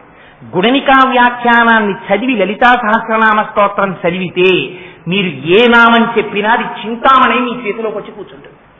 ఆ చింతామణి చేత్తో పట్టుకున్నవాడు ఏదైనా చేసేస్తాడు. అందుకని ఇదిగో గుణనిక అనొక్క మాట శంకరుడు వేస్తే దాని వెనకాతల అన్ని రహస్యాలు. అది నిన్నటి శ్లోకానికి మళ్ళీ ఇవాళ వచ్చాను, చెప్పాలి కాబట్టి. సరే, అందుకని ఇక్కడ శంకరులు అంటారు, ఈ ముగ్గురు యుద్ధానికి వెళ్ళారు రాక్షసుల మీదకి. వెళ్ళిన వాళ్ళు యుద్ధం చేశారు, గెలిచారు రాక్షసుల మీద. పరుగున ఇంటికి వచ్చారు. అంతఃపురంలో అమ్మవారి కూర్చుని తాంబూలం వేసుకుంది. అక్కడ కదా ఆగాను. తాంబూల పూరితముఖి, తాంబూలం వేసుకున్నమ్మా అని లలితా సహస్రంలో అమ్మవారికి ఓ పేరు. ఎందుకంటే ఆ పేరు వ్యాసుల వారు అంతే చెప్పు వదిలేశారు. ఆ పేరేమిటో, ఆ పేరు వింటే ఏమవుతుందో, అలా అమ్మవారి నోటిని చూస్తే ఏమవుతుందో, అలా ఎందుకు వేసుకుని ఉంటుందో రహస్యాన్ని శంకరాచార్యుల వారు చెప్తారు ఇవాళ. ఆయన అంటారు, ఆ ముగ్గురు యుద్ధంలో గెలిచారు. గెలిచి విజయవార్త చెప్పాలనుకున్నారు అమ్మకి. చెప్పాలనుకుని అమ్మవారే కదా మరి పిలిచి చెప్పింది యుద్ధానికి వెళ్ళమని. శక్తినిచ్చింది అమ్మవారే, పరాశక్తి స్వరూపం గనక. పరిగెత్తుకుంటూ వచ్చారట. ఇంటికి వచ్చి అంతఃపురంలోకి పరిగెత్తుకుంటూ వచ్చేసారట లోపలికి. వచ్చేటప్పటికి రణే జిత్వా దైత్యానపహృత శిరస్త్రై కవచిభి. అంతఃపురంలోకి పరిగెత్తుకుంటూ వచ్చేశారు. అమ్మ దగ్గరికి వెళ్ళాలి. అమ్మ దగ్గరికి వెళ్ళేటప్పుడు దేవాలయం లోపలికి వాన పడుతున్నా దర్శనానికి వస్తుంటే రాజద్వారం దాటి లోపలికి వచ్చేటప్పుడు టోపీ తీసేయాలి. తల తడిసిపోయినా సరే. ఛత్రం పట్టించుకునే అధికారం పరమాత్మకొక్కడికే ఉంది దేవాలయ ప్రాంగణంలో. వాన పడుతున్నా మనం గుడిగేసుకోకూడదు, రాజద్వారం దాటాక గుడిగేసుకోవాలి. ఎందుకని? ఛత్రం ధారయామి అని ఇక్కడ పరమాత్మకి మాత్రమే గొడుగు పడతారు. ఇక్కడ మనం గొడుగు పట్టుకుంటే అపచారం అవుతుంది. అందుకని గొడుగు గుళ్ళో ప్రదక్షిణం చేసేటప్పుడు కొంతమంది వాన పడుతుంటే గొడుగు మూసి లోపలికి ఎడతారు. అదేంటి ఇక్కడ వరకు గొడుగుతో వచ్చిన వాళ్ళు శివాలయంలో ఆ లోపల నంది దాటే వరకు గొడుగు వేసుకు వెళ్ళొచ్చుగా, ఎందుకు అలా తడిసిపోయి వెళ్తాడనిపిస్తుంది మనకంటే. వారికి తెలుస్తన్నమాట సంప్రదాయం. అందుకని గొడుగు మూసేసి చేత్తో పట్టుకుని దాటతారు రాజద్వారాన్ని, గొడుగుతో లోపలికి వెళ్ళరు. సరే, అందుచేత శంకరులు అంటారు, రణీజిత్వా దైత్యానపహృత శిరస్త్రై. ఆ పెట్టుకున్నటువంటి కిరీటాలున్నాయే అవి తీసేశారట, గబగబా తీసేసి అక్కడ పెట్టేశారట. ఎందుకని? అమ్మ దగ్గరికి ఎడుతున్నారు, లోపల అమ్మ దర్శనానికి ఎడుతున్నారు. వెళ్ళేటప్పుడు కిరీటాలు ఉండొచ్చా పైన? ఉండకూడదు. అమ్మ సాక్షాత్ పరాశక్తి స్వరూపం. అమ్మ దర్శనానికి ఎడుతున్నామని తీసేశారట. ఇవాళ మనం తిరుమలలో చూడండి మీరు, నాకు చాలా బాధ కలిగేది ఏమిటంటే ఒక్క బోర్డు పెట్టరు, సంప్రదాయాన్ని చెప్పినవాడు ఉండడు. మీరు టోపీలు పెట్టుకుని, పాపం వాళ్ళకి తెలియదు. నేను వెడుతున్న భక్తుల్ని ఎన్నడూ విమర్శించను, వాళ్ళకి తెలియక చేస్తారు. మీరు చెప్పండి, వాళ్ళు చేయరు. వాళ్ళకి తెలియక జరుగుతుందంటే పొరపాటు, దాన్ని అమ్మవారు కూడా క్షమిస్తుంది. పాపం టోపీలు పెట్టుకుని వస్తారు గుళ్ళల్లో, తీర్థం దగ్గరికి, గోవిందరాజుల గుళ్ళోకి. అర్చకులు టోపీలు తీసి శటకోపం పెడతారు, మళ్ళీ వీడు టోపీ పెట్టుకుని వెళ్ళిపోతుంటాడు. వాడికి తెలియదు ఎందుకు టోపీ తీశాడు. గుళ్ళో టోపీ పెట్టకూడదురా, అది అపచారం అని వాడికి తెలియదు, తెలియక టోపీ పెట్టుకుంటాడు. మనకి నేర్పుతున్నారు శంకరాచార్యులు వారి శ్లోకాన్ని అడ్డుపెట్టి, నానా దేవాలయంలోకి నువ్వు పెడుతున్నా అంతే, అమ్మవారి అంతఃపురంలో పెడుతున్నావు దర్శనానికి, అందుకని శిరస్త్రైహి గభాన తీసేసి అక్కడ పెట్టేశారు. అపహృత శిరస్త్రైహి కవచిభిహి, కానీ కవచాలు తీయలేదు, కవచాలు మాత్రం ఉండిపోయేట. ఏం కవచాలు తీయకపోవడం ఏంటి అంటే, టోపీ తీసేయడం తేలిక, తల మీద ఉంటుంది కాబట్టి ఇలా తీసేసి అక్కడ బల్లో నేలో ఏది ఉంటే అది అరుగో దాని మీద పెట్టేస్తారు. కవచం విప్పుకోవాలంటే యుద్ధానికి వెళ్ళేటప్పుడు కవచం కట్టుకున్నప్పుడు చాలా గట్టిగా కట్టుకుంటారు. ఎందుకని, ఆ కవచానికి పెద్ద పెద్ద గుండీళ్ళు అంటే ఉంటాయి, ఆ గుండీలు వేసి బిగించేస్తారు, కాళ్ళేసి కట్టేస్తారు. ఎందుకని, శరీరములకు ముఖ్యమైన భాగములకు దెబ్బ తినకుండా కవచం కాపాడుతుంది. ఆ కవచం జారిపోకూడదు, అందుకని చాలా గట్టిగా కట్టుకుంటారు ఆ కవచాన్ని. కవచంలో ఎక్కడైనా ఖాళీ కనపడితే ఆ ఖాళీలోంచి బాణం కొడతారు శత్రువులు, అందుకని ఖాళీ లేకుండా కట్టుకోవాలి. కవచం విప్పుకోవడం చాలా టైం పడుతుంది. ఆ తాళ్ళు ఇప్పుకోవాలి, కప్పెట్లు ఇప్పుకోవాలి, గుండీలు ఇప్పుకోవాలి, ఆ పెట్టుకున్న మేకులు ఇప్పుకోవాలి, అవన్నీ విప్పి కవచం తీసి పక్కన పెట్టాలి. వీళ్ళు లోపల ఎంత సంతోషంగా ఉన్నారంటే అమ్మ దగ్గరికి వెళ్ళిపోయి చెప్పాలి, అమ్మ అమ్మ అమ్మ గెలిచేసామమ్మా వచ్చేసామమ్మా అని చెప్పాలి. ఇది ఎలా ఉంటుందంటే, మీకు నాటకీయంగా శంకరాచార్యులు వారు దర్శనం చేయిస్తారు. పిల్లవాడు ఉంటాడు, ఒరే నాన్న ఫస్ట్ యూనిట్ బాగా రాశావా అంటుంది అమ్మ పొద్దున్న సాక్స్ వేస్తూ. ఒరే నువ్వు ఆ సాక్స్ తో పరిగెడుతున్నావురా, అడుగునేమో నల్లగా అట్టలు కట్టేస్తున్నాయి, గోడ జారిపోతోంది ఆ సాక్స్ ఉతకలేక, నువ్వు ఆ సాక్స్ తో నడిచే అలవాటు మానేసేయి, బూట్లు విప్పగానే సాక్స్ కూడా విప్పు అంటుంది అమ్మ. ఇన్ని చెప్తుంది. ఓ అలాగేనమ్మా అలాగేనమ్మా అంటాడు. హాయిగా దొరలా కుర్చీలో కూర్చుని చేతిలో పళ్ళెం పెట్టుకుని టిఫిన్ తింటూ ఉంటాడు దొరగారు. పాపం అమ్మ కింద కూర్చుని వీడి కాళ్ళకి సాక్స్ చేస్తుంది. ఏమిచ్చి రుణం తీర్చుకుంటారండి అమ్మకి మీరు? మీ కాళ్ళు పట్టుకుని సాక్సేసి బూటు కాళ్ళలోకి ఎక్కించి ఆ లేసులు చక్కగా ముడేసి, ఒరే నువ్వు ఆ కాళ్ళు ఉండగానే ఆ బూట్లు ఇలా నొక్కేస్తున్నావు, అవి శుభ్రంగా ఇలా లూజ్ అయిపోతున్నాయి, అలా చేయకు, లేచిప్పుకో అని ఇన్ని చెప్తూ వాడు అన్నం తింటుంటే టిఫిన్ తింటుంటే వీడన్నీ కడుతుంది. పాపం కడితే వీడు స్కూల్కి వెళ్ళిపోతాడు. వెళ్ళిపోయి మధ్యాహ్నం లంచ్ బ్రేక్ లో ఇంటికి వస్తుంటాడు. మార్కులు ఇచ్చారు, వీడికి ఏదో ఫస్ట్ మార్క్ వచ్చింది. ఆ ప్రోగ్రెస్ కార్డు అట్టుకున్నాడు. అమ్మకి చెప్పాలి, అమ్మ ఫస్ట్ మార్క్ వచ్చిందమ్మా అని. పరిగెత్తుకుంటే ప్రోగ్రెస్ కార్డు ఇలాగే చేతిలో పట్టుకుని పరిగెత్తుకొచ్చేస్తుంటాడు. ఆ వచ్చేసి ఆ బ్యాగ్ ఉంటుంది, కాలింగ్ బెల్ 2 మాటలు 3 మాటలు నొక్కేస్తాడు, తలుపులు గుద్దేస్తాడు. వస్తున్నా వస్తున్నా అమ్మ గబగబా వెళ్ళి గడియ తీసొచ్చి, పాపం అమ్మకేం తెలుసు, వచ్చి కుర్చీలో కూర్చుంటుంది. వాడు చాకలి మూట విసిరేసినట్టు ఆ బ్యాగ్ ఇలా తీసేసి ఒక్కసారి ఇంట్లోకి విసిరి పారేసి, ఈ బూటు కాలుతో ఈ బూట్ని, ఈ బూటు కాలుతో ఈ బూట్ని తొక్కేసి విప్పేసి, ఒక్కసారి మళ్ళీ ఆ సాక్షి విప్పాలంటే మాత్రం కూర్చుని శ్రద్ధగా ఇలా విప్పాలి, టైం ఉండదు. అందుకని పరిగెత్తుకుంటూ లోపలికి వచ్చేసి అమ్మ కుర్చీలో కూర్చుంటే పక్కనే కూర్చుండిపోయి ఆ చెమటతోటి అమ్మ ఒళ్ళో ప్రోగ్రెస్ కార్డు అయితే, అమ్మ ఫస్ట్ ర్యాంక్ చూసావా తెలుగు అని ఇలా చూపించేస్తుంటాడు. చూపించేస్తుంటే అమ్మ సంతోషపడిపోతే ఇలా మార్కులు చూస్తుంటే అమ్మ నోటి వంక, అమ్మ వేసుకున్న తాంబూలం నోటి వంక చూస్తూ ఆ ప్రోగ్రెస్ కార్డులో మార్కులు చెప్పిన పిల్లల్లా, సాక్షిప్పకుండా ఇంట్లోకి వచ్చేసిన పిల్లల్లాగా ఈ ముగ్గురు అమ్మ దగ్గరికి ఎప్పుడు వెళ్ళిపోదాం అంటే వాళ్ళు కూడా అమ్మ పిల్లలే. ఇంద్రుడు, సుబ్రహ్మణ్యుడు, శ్రీ మహావిష్ణువు వీళ్ళు కూడా అమ్మవారి పిల్లలు. అంటే మనమెంతటి వాళ్ళం, మనం కూడా అందరం అమ్మవారి పిల్లలం. ఇది శంకరాచార్యులు వారు చెప్పేది. ఆవిడ వాత్సల్యం అటువంటిది. పరుగు అమ్మవారి దగ్గరికి వెళ్ళిపోయారట. వెళ్ళిపోయి పైన ఉన్నటువంటి కిరీటాలు తీశారట. కానీ అపహృత శిరస్త్రైహి కవచిభిహి, కవచాలు మాత్రం ఉండిపోయేట. ఆ పిల్లలు ఎలా అమ్మ దగ్గరికి పరిగెడతారో అలా పరిగెడుతున్నారట ముగ్గురు కవచంతో. పరిగెడుతుంటే ముందు పరమశివుడి యొక్క నివాసం కనపడింది. అందులోకి ముందు నాన్నగారి దగ్గరికి వెళ్ళి ఒకసారి చెప్పేద్దాం నాన్నగారికి, నాన్నగారండి మేము ఎందుకని ముందు శివుడి మందిరానికి వెళ్లకుండా అమ్మ దగ్గరికి వచ్చారా? అసహించుకుంటుంది అమ్మ, గుర్తుపెట్టుకోండి. మీరు ముందు ఆవిడ భర్తని సేవించకపోయారా? శక్తిని ఆవిడ ఇచ్చి ఉండొచ్చు, ఆవిడ భర్తకి అగౌరవం కలిగిందా ఆవిడ కన్ను ఎరిపెక్కుతుంది. అందుకని ముందు నాన్నగారి దగ్గరికి వెళ్ళవలసిందే. వీళ్ళు పరిగెత్తుకుంటూ నాన్నగారి అంతఃపురంలోకి వెళ్ళారట. వెళ్ళేసరికి సన్నివేశం ఎలా ఉంది, అక్కడ భోజనం చేశారట పరమేశ్వరుడు. నివృత్యై చండాంశ త్రిపురహర నిర్మాల్య విముఖై. ఎన్ని రహస్యాలు చెప్పేస్తారండి. అక్కడ బంగారపు పళ్ళాళ్ళు పెట్టున్నాయిట. వాటిలో శంకరుడు చేసినంత భోజనం చేశారు, కొన్ని పదార్థాలు వదిలేశారు వారు. ఆయన భోజనం చేసేశారు కనుక వారు విశ్రాంతి తీసుకుంటున్నారని గుర్తు. ఇప్పుడు వెళ్ళిపోయి నాన్నగారి మీద అడిపోయి నాన్నగారిని ఓ నాన్నగారండి అని లేపేయకూడదు. అమ్మ దగ్గరికి వెళ్ళాలి. ముందు నాన్నగారి దగ్గరికి వెళ్ళావా? వెళ్ళానమ్మా. నాన్నగారు అన్నం తిని అక్కడ కంచం వదిలేశారు, నాన్నగారు పడుకున్నారేమోనని నీ దగ్గరికి పరిగెత్తు. అమ్మ పడుకున్నా ఎగిరి గభాల మంచం ఎక్కేయచ్చు. నాన్నగారి దగ్గర అలా ఎక్కేయడానికి కొంచెం జంక్ ఉంటుంది. అమ్మో నాన్నగారు పడుకున్నారని. అమ్మ దగ్గర స్వాతంత్రం ఉంటుందని అమ్మ దగ్గరికి పరిగెత్తుకొస్తున్నారు. వస్తూ అక్కడ శంకర్లో పెద్ద మాట వాడారు. అంత యుద్ధం చేసి వచ్చారు కదా, వచ్చినప్పుడు ఆకలిగా ఉంటుంది కదా, మరి తండ్రి కదా, తండ్రి తిన్న విస్తట్లో ఇంకా కొన్ని మధుర పదార్థాలు ఉన్నాయి కదా, ఆ మధుర పదార్థాలు మరి వీళ్ళు ఏదో కొన్ని తీసుకుని రే పరమశివుడి ప్రసాదం రా అని వీళ్ళు కూడా తినాలి కదా, నోట్లో వేసుకోవాలి కదా. మరి ఆ విధేయత లేకుండా తండ్రి తిన్నటువంటి భుక్తశేషం అక్కడ ఉంటే ముట్టుకోకుండా దాని వంకసలు ఇలా చూడలేటి ఇలా కవతిప్పేస్తున్నారు. నివృత్తి చండాంశ త్రిపురహర నిర్మాల్య విముఖై తల తిప్పేశారు. ఎందుకు అలా తల తిప్పేయడం అంటే శంకరుడు ఎంతటి ఉదారుడో మిమ్మల్ని అర్థం చేసుకోమని. అందులో శంకరాచార్యుల వారి యొక్క రచన వైచిత్రి చూడండి. ఆయన ఎంత అమాయకుడో, ఎంత భోళాశంకరుడో చెప్పడం. ఎంత భోళాశంకరుడు! శంకరుడికి ఒక అలవాటు ఉంది. ఏమిటో తెలుసా అండి? అరమరికలు లేనటువంటి వాడు భక్త అనుకోండి. ఒకవేళ ఇవాళ మీరు ఏదో పూజ చేసుకుంటున్నారో, ఆదివారం అమ్మయ్య ఆయన ఆఫీస్కి వెళ్ళరు కదా అని పాపం ఆవిడ ఆ రోజున నైవేద్యాలు పెట్టుకుందామని పొద్దున్నే లేచి తలస్నానం చేసి ఏదో 4 కాయలు కాస్త బూర్లు పులిహార అన్ని చేసుకుందామని సంతోషంగా కూర్చుంది. ఈయనేమో లేచి వచ్చాడు. అర్జెంటుగా ఆ రోజు కూడా ఆయనకు ఆఫీస్ ఉంది, అందుకని వెళ్ళిపోవాలి ఆయన. ఓసారి చూశాడు, ఏమే టిఫిన్ అవ్వలేదా అన్నాడు. అంతే అడుగుతాడు ఆయన. అంతే అడిగితే లేదండి వాళ్ళ నైవేద్యాలు పెడుతున్నాను అందావిడ. మధ్యాహ్నం నైవేద్యాలు పెట్టేసి ఏకంగా భోజనాలు చేసేద్దాం 11ంటికేను నైవేద్యాలు పెడుతున్నాను. ఆయన భోళాశంకరుడు. ఆయన నువ్వు వండలేదే అని అడగడు.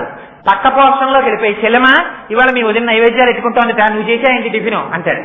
అంటే అయిపోయింది అన్నయ్య గారు, రండి ఇడ్లీ చేశాను, మీ బావగారు కూడా తింటున్నారు రండి అని ఆవిడ పెట్టేస్తుంది ఇడ్లీ. ఈయన తినేసి అప్పుడు వచ్చి చెప్తాడు, మా చెల్లెల దగ్గర తినేసానులే టిఫిన్, మధ్యాహ్నం వస్తాను నువ్వు నైవేద్యం పెట్టేసి ఉంచు ప్రసాదం తింటానంటాడు. శంకరుడికి వేళకి భోజనం సిద్ధం చేయలేదనుకోండి అమ్మవారు, ఆయన ఏం బెంగెట్టుకోడు. భిక్షాపాత్ర పట్టుకుని పక్కింటికి వెళ్ళిపోయి భవతి భిక్షాం దేహి అంటాడు. అప్పుడు వేసేవాళ్ళు అంటారు, అన్నపూర్ణమ్మ భర్తవు కదా నువ్వు అంటారు. తలవంపులెవరికి? అమ్మవారికి. అందుకని తెల్లవారేటప్పటికి ముందు ఈయన ఎప్పుడు వెళ్ళిపోతాడో తెలియదు, ఏ వేగంలో పెట్టేశారో వెళ్ళిపోతాడో. అందుకని ఈయనకి మాత్రం భోజనం ఆవిడ సిద్ధం చేసి పెట్టేస్తుందట. ఈవిడికి తలవంపులు వస్తుందని ఇది పాతివ్రత్యం. కంటికి రెప్పలా ముందు ఆయన్ని కాసుకుంటుంది. ఆయన భోజనం అయిపోయింది, ఈవిడ భోజనం అయిందో లేదో చెప్పరు శంకరాచార్యుల వారు. అమ్మ భోజనం చేసింది అంటే అంతకన్నా అసహ్యమైన మాట ఇంకోట్లేదు. మా అమ్మ భోజనం చేసిందిట, అన్ని రుచిగా ఉన్నాయట, మాకు పెడుతోంది అన్నారనుకోండి, ఏదో తేడా ఉంది ఆ మాటలో. అమ్మ వండిన తర్వాత అమ్మకి తృప్తి ఏమిటో తెలుసా అండి? మీకు పెడుతుంది అమ్మ. ముందు అమ్మ ఊరగాయలు పెట్టింది అనుకోండి, ఆ ఊరగాయల చేత్తోనే కొత్త ఊరగాయ పెద్ద బేసిన్లో ఆ వేడి అన్నం పెట్టి నూనెసి కొత్త ఊరగాయ కలిపి కొంచెం వగరవగరగా కారం కారంగా ఉప్పుగా ఉన్నటువంటి ముద్దలు పిల్లలందరినీ చుట్టూ కూర్చోబెట్టుకుని వాళ్ళు ఎంత పెద్ద పెద్ద వాళ్ళు అయిపోనివ్వండి, అదొక సంస్కృతి అంతే. వాళ్ళు చేతులు చాపుతుంటే ఒక్కొక్క ముద్ద పెడుతుంటే వాళ్ళ ముద్ద తింటుంటే ఎన్ని 1000 కళ్ళతో 1000 ఆశలతో వాళ్ళ కళ్ళల్లోకి చూస్తున్నాయి. నాన్న బాగుందా ఊరగాయ అంటే బాగుందమ్మా అన్నారనుకోండి. కిందటి ఏడాది కన్నా బాగుందా అంటే కిందటి ఏడాది కన్నా బాగుందమ్మా. ఉప్పు తక్కువైందా? లేదు అమ్మా సరిపోయిందమ్మా. కారం తగ్గిందా? తగ్గలేదమ్మా. కాయ ఓటుందమ్మా. ఇన్ని ప్రశ్నలు కనేస్తుంది. ఏడు వేయడం వాళ్ళు తింటే తను తిన్నట్టు. ఇది అమ్మ. అందుకని అమ్మ భోజనం చేసిందని చెప్పకూడదు, మీరు చేస్తే అమ్మ చేసినట్టు. మీ తృప్తి అమ్మ తృప్తి, అయ్య తృప్తి అలా కాదు. వీళ్ళందరూ తిన్నాక ఆయన వాచి పెట్టుకుంటూ వస్తారు. రెండున ఆయనకి గౌరవంగా పెట్టాలి. ఆయనకు కూడా చేయిదాపంగా ముద్దెడతానంటే ఆయన తింటే అసహ్యంగా ఉంటుంది, అలా తినకూడదు. ఆయనకి పెట్టేటప్పుడు మారాలి పద్ధతి. బంగారం కంచం వేసి ఆయనకి పెడితే ఆయన చొక్కా బనీను విప్పేసి పట్టుపంచ కట్టు కూర్చుని ఆచమనం చేసి అప్పుడు ఆయన తిని అంతా అయిపోయిన తర్వాత పరమేశ్వరానుగ్రహంగా ఊరగాయలు చాలా బాగున్నాయి అనాలి. అంతేగాని తింటూ అబ్బా భలే ఉంది ఊరగాయ అంటే నీకు ప్రసాదంగా తినడం చేత కాలేదు, ఇక్కడ తినడమే నీకు వచ్చు. ఒకవేళ రుచి బాగులేకపోయినా కొంచెం ఉప్పు కలపవాయ్ అని ఉత్తరాపోసనం పట్టాక చెప్పాలి. నీకు సంప్రదాయం తెలుసు అనమాట. నువ్వు అక్కడే లొట్టలేసావనుకో పిల్లల్లాగా, నీకు తెలియదు, నువ్వు ఇక్కడ తినడానికి అలవాటు పడవాడివి. నీ వయస్సుకున్న పెద్దరికం నీ సంస్కారానికి రాలేదు, ఇంకా నువ్వు కొంత అలవాటు చేసుకోవాల్సిన అవసరం ఉంది. ఎంత జీవితం అండి! ఒక్కొక్క శ్లోకం చెప్తే ఇంతంత దర్శనం చేయించేస్తారు శంకరాచార్యుల వారు. అందుకని అంటారు అక్కడికి వెళ్ళాక నివృత్తి చండాంశ, శంకరుడు భోజనం చేసేశాడు. శంకరుడు ఆనందంలో వీటిని కొట్టేస్తున్నాను నేను. శంకరుడు భోజనం చేసేస్తే ఎవరికి సంతోషం? పార్వతీదేవి యొక్క పాతివ్రత్యాన్ని నిరూపిస్తోందని. అందుకని భోజనం చేయగా మిగిలినటువంటి భుక్తశేషం పిల్లలు తినకూడదా? తినకూడదు. ఎందుకని? ఆయన భోళాశంకరుడు వరమిచ్చేశాడు. ఎవరికి ఇచ్చాడు? కన్నబిడ్డలు కాదుగా ఆయన తిన్నాక తినేది. చంద్రుడు తినాలని ఆజ్ఞ ఇచ్చాడు ఆయన. ఎందుకు చంద్రుడు తినాలని అంటే, నేను మీకు ఆ చంద్రుడి గురించి ఒక్క మాట చెప్పవలసి ఉంటుంది. ఇక్కడ పెరియ పురాణంలో చెప్పారు. రమణ మహర్షికి మహా ఇష్టం ఆ చంద్రుడి వృత్తాంతం అంటే. చంద్రుడు కూడా మనలాగే పుట్టాడు పాంచభౌతిక శరీరంతో. ఆయన పూర్వనామధేయం విచార శర్మ. ఆయన వేదం చదువుకునేవాడు. ఒక రోజున ఆవుల్ని తోలుకుంటూ వెడుతున్నాడు. ఆవుల్ని కాసే ఆయన తీసుకెడుతూ ఒక ఈనిన ఆవు దగ్గరికి వెళ్ళాడు. ఈనిన ఆవుకి దగ్గరికి వెళ్ళకూడదు. అలా వెడితే ఆ దూడకి మనం ఏదో ఇబ్బంది చేస్తామన్నది రక్షించడానికి మనల్ని పొడుస్తుంది. తప్పు వాడిది. వెడితే అది కొమ్ము విసిరింది. నా మీద కొమ్ము విసురుతావా అని ఆ గోపాలకుడు ఆ ఆవుని కర్ర పెట్టి నడుం మీద కొడుతున్నాడు. వేదం చదువుకుంటున్న విచార శర్మ పరుగున వచ్చి, ఆవుని కాయడం అంటే ఇది కాదురా, కొట్టడం కాదు. ఆవుని కాయడం అంటే ఆవుని కాపాడడం. నీకు చేత కాదు ఆవుల్ని కాయడం, నేను కాస్తాను ఆవుల్ని. ఇది పరమ పవిత్రమైన వృత్తి, నేను చేస్తానని వెళ్ళాడు విచార శర్మ. అంత వేదం చదువుకున్నవాడేమో, జగత్తునందు ఏ వస్తువుని ఎలా చూడాలో తెలుసున్నవాడేమో, ఆయన ఆవుల్ని ముట్టుకునేటప్పటికీ అవి అమృతం కింద పాలు పట్టేసేవిట. లోపల పట్టి వెళ్ళిలా పొదుగు ముట్టుకుంటే చాలట చెంబుడు పాలిచ్చే ఆవులు 4 బిందెల పాలిచ్చేయడం మొదలెట్టే. వాటికి అలా ఇంటికెళ్ళి యజమానులకు పాలిచ్చే తృప్తి పోయిందిట కొన్నాళ్ళకి. మనం యజమానులకు ఇవ్వడం ఏమిటి? మహానుభావుడు మనని పోషిస్తున్నవాడు విచార శర్మ. ఆయన ఏం చేసేవాడు? ఆవులన్నింటినీ వదిలి వేదం పన్నాలన్నీ ఆమ్మాయం చేసుకుంటూ పైకి అవన్నీ చెప్పుకుంటూ కూర్చునేవాడు. ఆ వేదం వింటూ ఉండేవి ఆవులు. అందుకని ఈయనకి పాలిద్దాం అనుకున్నాయిట. ఈయన అడిగినా అడగకపోయినా ఆవులు పక్కకొచ్చి పాలు వదిలేస్తుండేవి. ఉత్తినే వదిలేస్తున్నాయి కదా అని ఆయన ఏం చేసేవాడంటే కుండలు తెచ్చి కింద పెట్టేవాడు. అలా కుండలు నిండిపోయి పాలు అయ్యేవి. ఆ పాలు తను తాగేవాడు కాదు విచార శర్మ. వెంటనే ఆ పక్కనున్న ఏటిలో స్నానం చేసి ఇసుకతో గుడి కట్టేవాడు. అందులో ఓ ఇసుకలింగం తయారు చేసేవాడు. ఈ కుండలలో పాలు తీసి ఒక్కొక్క పాత్రతో పాలు పట్టుకుని, నమస్తే అస్తు భగవన్ విశ్వేశ్వరాయ మహాదేవాయ త్రయంబకాయ త్రిపురాంతకాయ త్రికాగ్నికాలాయ కాలాగ్నిరుద్రాయ నీలకంఠాయ మృత్యుంజయాయ సర్వేశ్వరాయ సదాశివాయ శ్రీమన్మహాదేవాయ నమః అంటూ అభిషేకం చేసేవాడు. ఇక్కడ అభిషేకం పూర్తయ్యేది అసుర సంఖ్య వేళ అయ్యేది. ఈయన ఆవుల్ని పట్టుకుని ఇంటికి వెళ్ళిపోయేవాడు. వెళ్ళిపోతుంటే ఒక రోజున అటుగా ఒక వ్యక్తి వెళ్ళిపోతూ చూశాడు. చూస్తే ఈ పాలన్నీ పిల్లవాడు వాడు చూసేటప్పటికీ ఇసుకలో పోసేస్తున్నట్టు కనపడింది ఆయనకి. ఆయన వెళ్ళి ఊళ్ళో చెప్పాడు, మీ ఆవులు ఇంకా పాలిస్తాయి, ఆ విచార శర్మ పాలు తీసి ఇసుకలో పోసేస్తున్నాడు మధ్యాహ్నం పూట్ల అని. విచార శర్మ తండ్రిని పిలిచారు. యచ్చన దత్తుడు అని పేరు ఆయనకి. ఆయన్ని పిలిచి, నీ కొడుకు ఆవుల పాలు ఇసుకలో పోసేస్తున్నాడు, అందుకని నీ కుమారుణ్ణి మందలించమన్నారు. ఆ తండ్రి నిజంగా పిల్లవాడు మధ్యాహ్నం పాలు కుండలతో తీసి ఇసుకలో ఎందుకు పోస్తున్నాడో చూడడం కోసమని రహస్యంగా వచ్చి ఒక చెట్టుకి ఎక్కి దాంట్లో కూర్చున్నాడు. మధ్యాహ్నం అయ్యేటప్పటికి ఆవులు పాలిచ్చాయి. ఆ పాలు తీసి పిల్లవాడు గుడి కట్టి ఆ ఇసుకలింగానికి పూజ చేస్తున్నాడు. ఇది చూశాడు తండ్రి. మహాగ్రహం వచ్చింది. నిజమే, వీడు పాలు ఇలా పోసేస్తున్నాడు కింద. ఆయన అభిషేకం అనుకోలేదు, ఈయన అంతర్ముఖుడైపోయి ఉన్నాడు కొడుకు. వచ్చి ఆ పిల్లవాడిని కర్ర తీసుకుని విపరీతంగా కొట్టాడు. అంతర్ముఖుడైపోయి ఉన్నాడేమో, ఆ దెబ్బలు తగలడం కూడా ఆయనకి తెలియలేదు. కానీ పక్కన ఉన్న కుండలో తన ప్రమేయం లేకుండా పాత్ర ముంచి పాలు తీసి అభిషేకం చేసేస్తున్నాడు. మనస్సు రమించిపోతోంది. అటువంటి స్థితిలో తండ్రి వచ్చి ఆ పాల కుండని ఎడమకాలితో తన్నాడు. కుండ పగిలిపోయింది. అరే ఏమిరా కుండ పగిలింది అని ఇలా చూశాడు. తండ్రి నిలబడున్నాడు. అపారమైన కోపం వచ్చింది కొడుక్కి. శివాభిషేకం చేస్తున్న ఆవు పాల కుండని తన్నావు అని అక్కడున్న గొడ్డలి తీసి, ఏ పాదములతో తన్నావో ఆ పాదములను నీకు తీసేస్తే తప్ప ఈ అపరాధం పోదు. నువ్వు తండ్రివైనా శివాపరాధం చేశావు కనుక నువ్వు శిక్షితుడవు అని గొడ్డలి తీసి తండ్రి కాళ్ళ మీదకి తీసిరాడు. తండ్రి 2 కాళ్ళు తెగిపోయి ఆ ఇసుకలో పడి రక్తం వరదలై పారి ఏడ్చి మరణించాడు. ఆ పిల్లవాడి యొక్క భక్తికి పొంగిపోయి శంకరుడు ప్రత్యక్షమయ్యాడు. ప్రత్యక్షమై, విచార శర్మ నీకు దివ్యదేహం ఇస్తున్నాను, నా కోసం ఇంత గొప్ప పని చేశావు కాబట్టి ఇవాళ నుంచి మా కుటుంబంలో నిన్ను 5వ వాడిగా తీసుకుంటున్నాను. నా కోసం ఆవు పాలతో ఇంత తాదాత్మ్యంతో అభిషేకం చేశావు కనుక ఇవాళ నుంచి నా కొడుకులకి కూడా లేని అధికారం నీకిస్తున్నాను. నేను భోజనం చేసిన తరువాత మిగిలిన పదార్థాలు నా కొడుకులు కూడా ముట్టుకోవడానికి వీల్లేదు, నువ్వు తినాలి. నీకు చూపించి నువ్వు తినేసిన తర్వాత నువ్వు తీసుకెళ్ళమని అనుగ్రహిస్తేనే వాడు తీసుకోవాలి. అందుకని నీకు వరం ఇస్తున్నానన్నాడు. ఇవాళకి మనం శివాలయంలో ఏమిటో తెలుసా అండి, తెలియక శివనిర్మాల్యం అని వదిలేస్తారు. చంద్రుడికి చూపించి తెచ్చుకోవాలి. అక్కడికి వెళ్ళి ఓ ఇలా కొడుతుంటారు ఆయనకి చెవుడని. ఆయనకి చెవుడు కాదు, ఆయన ఎప్పుడు ధ్యానం చేస్తూ ఉంటాడు. ఆ శివాలయంలోకి వెళ్ళి ఆయన చెవుడు చెవుడు అని మీరంటే లేనిపోని పాపం మూట కట్టుకున్నట్టు. చిటికెల చండీశ్వరుడు అని పేరు ఆయనకి. ఆయన ఎప్పుడు భావ సమాధిలో ఉంటాడు. అందుకని మీరు వెళ్ళి ఇలా చిటికెయ్యాలి. వేస్తే ఆయన మహాగ్రహంతో కళ్ళు విప్పుతాడు.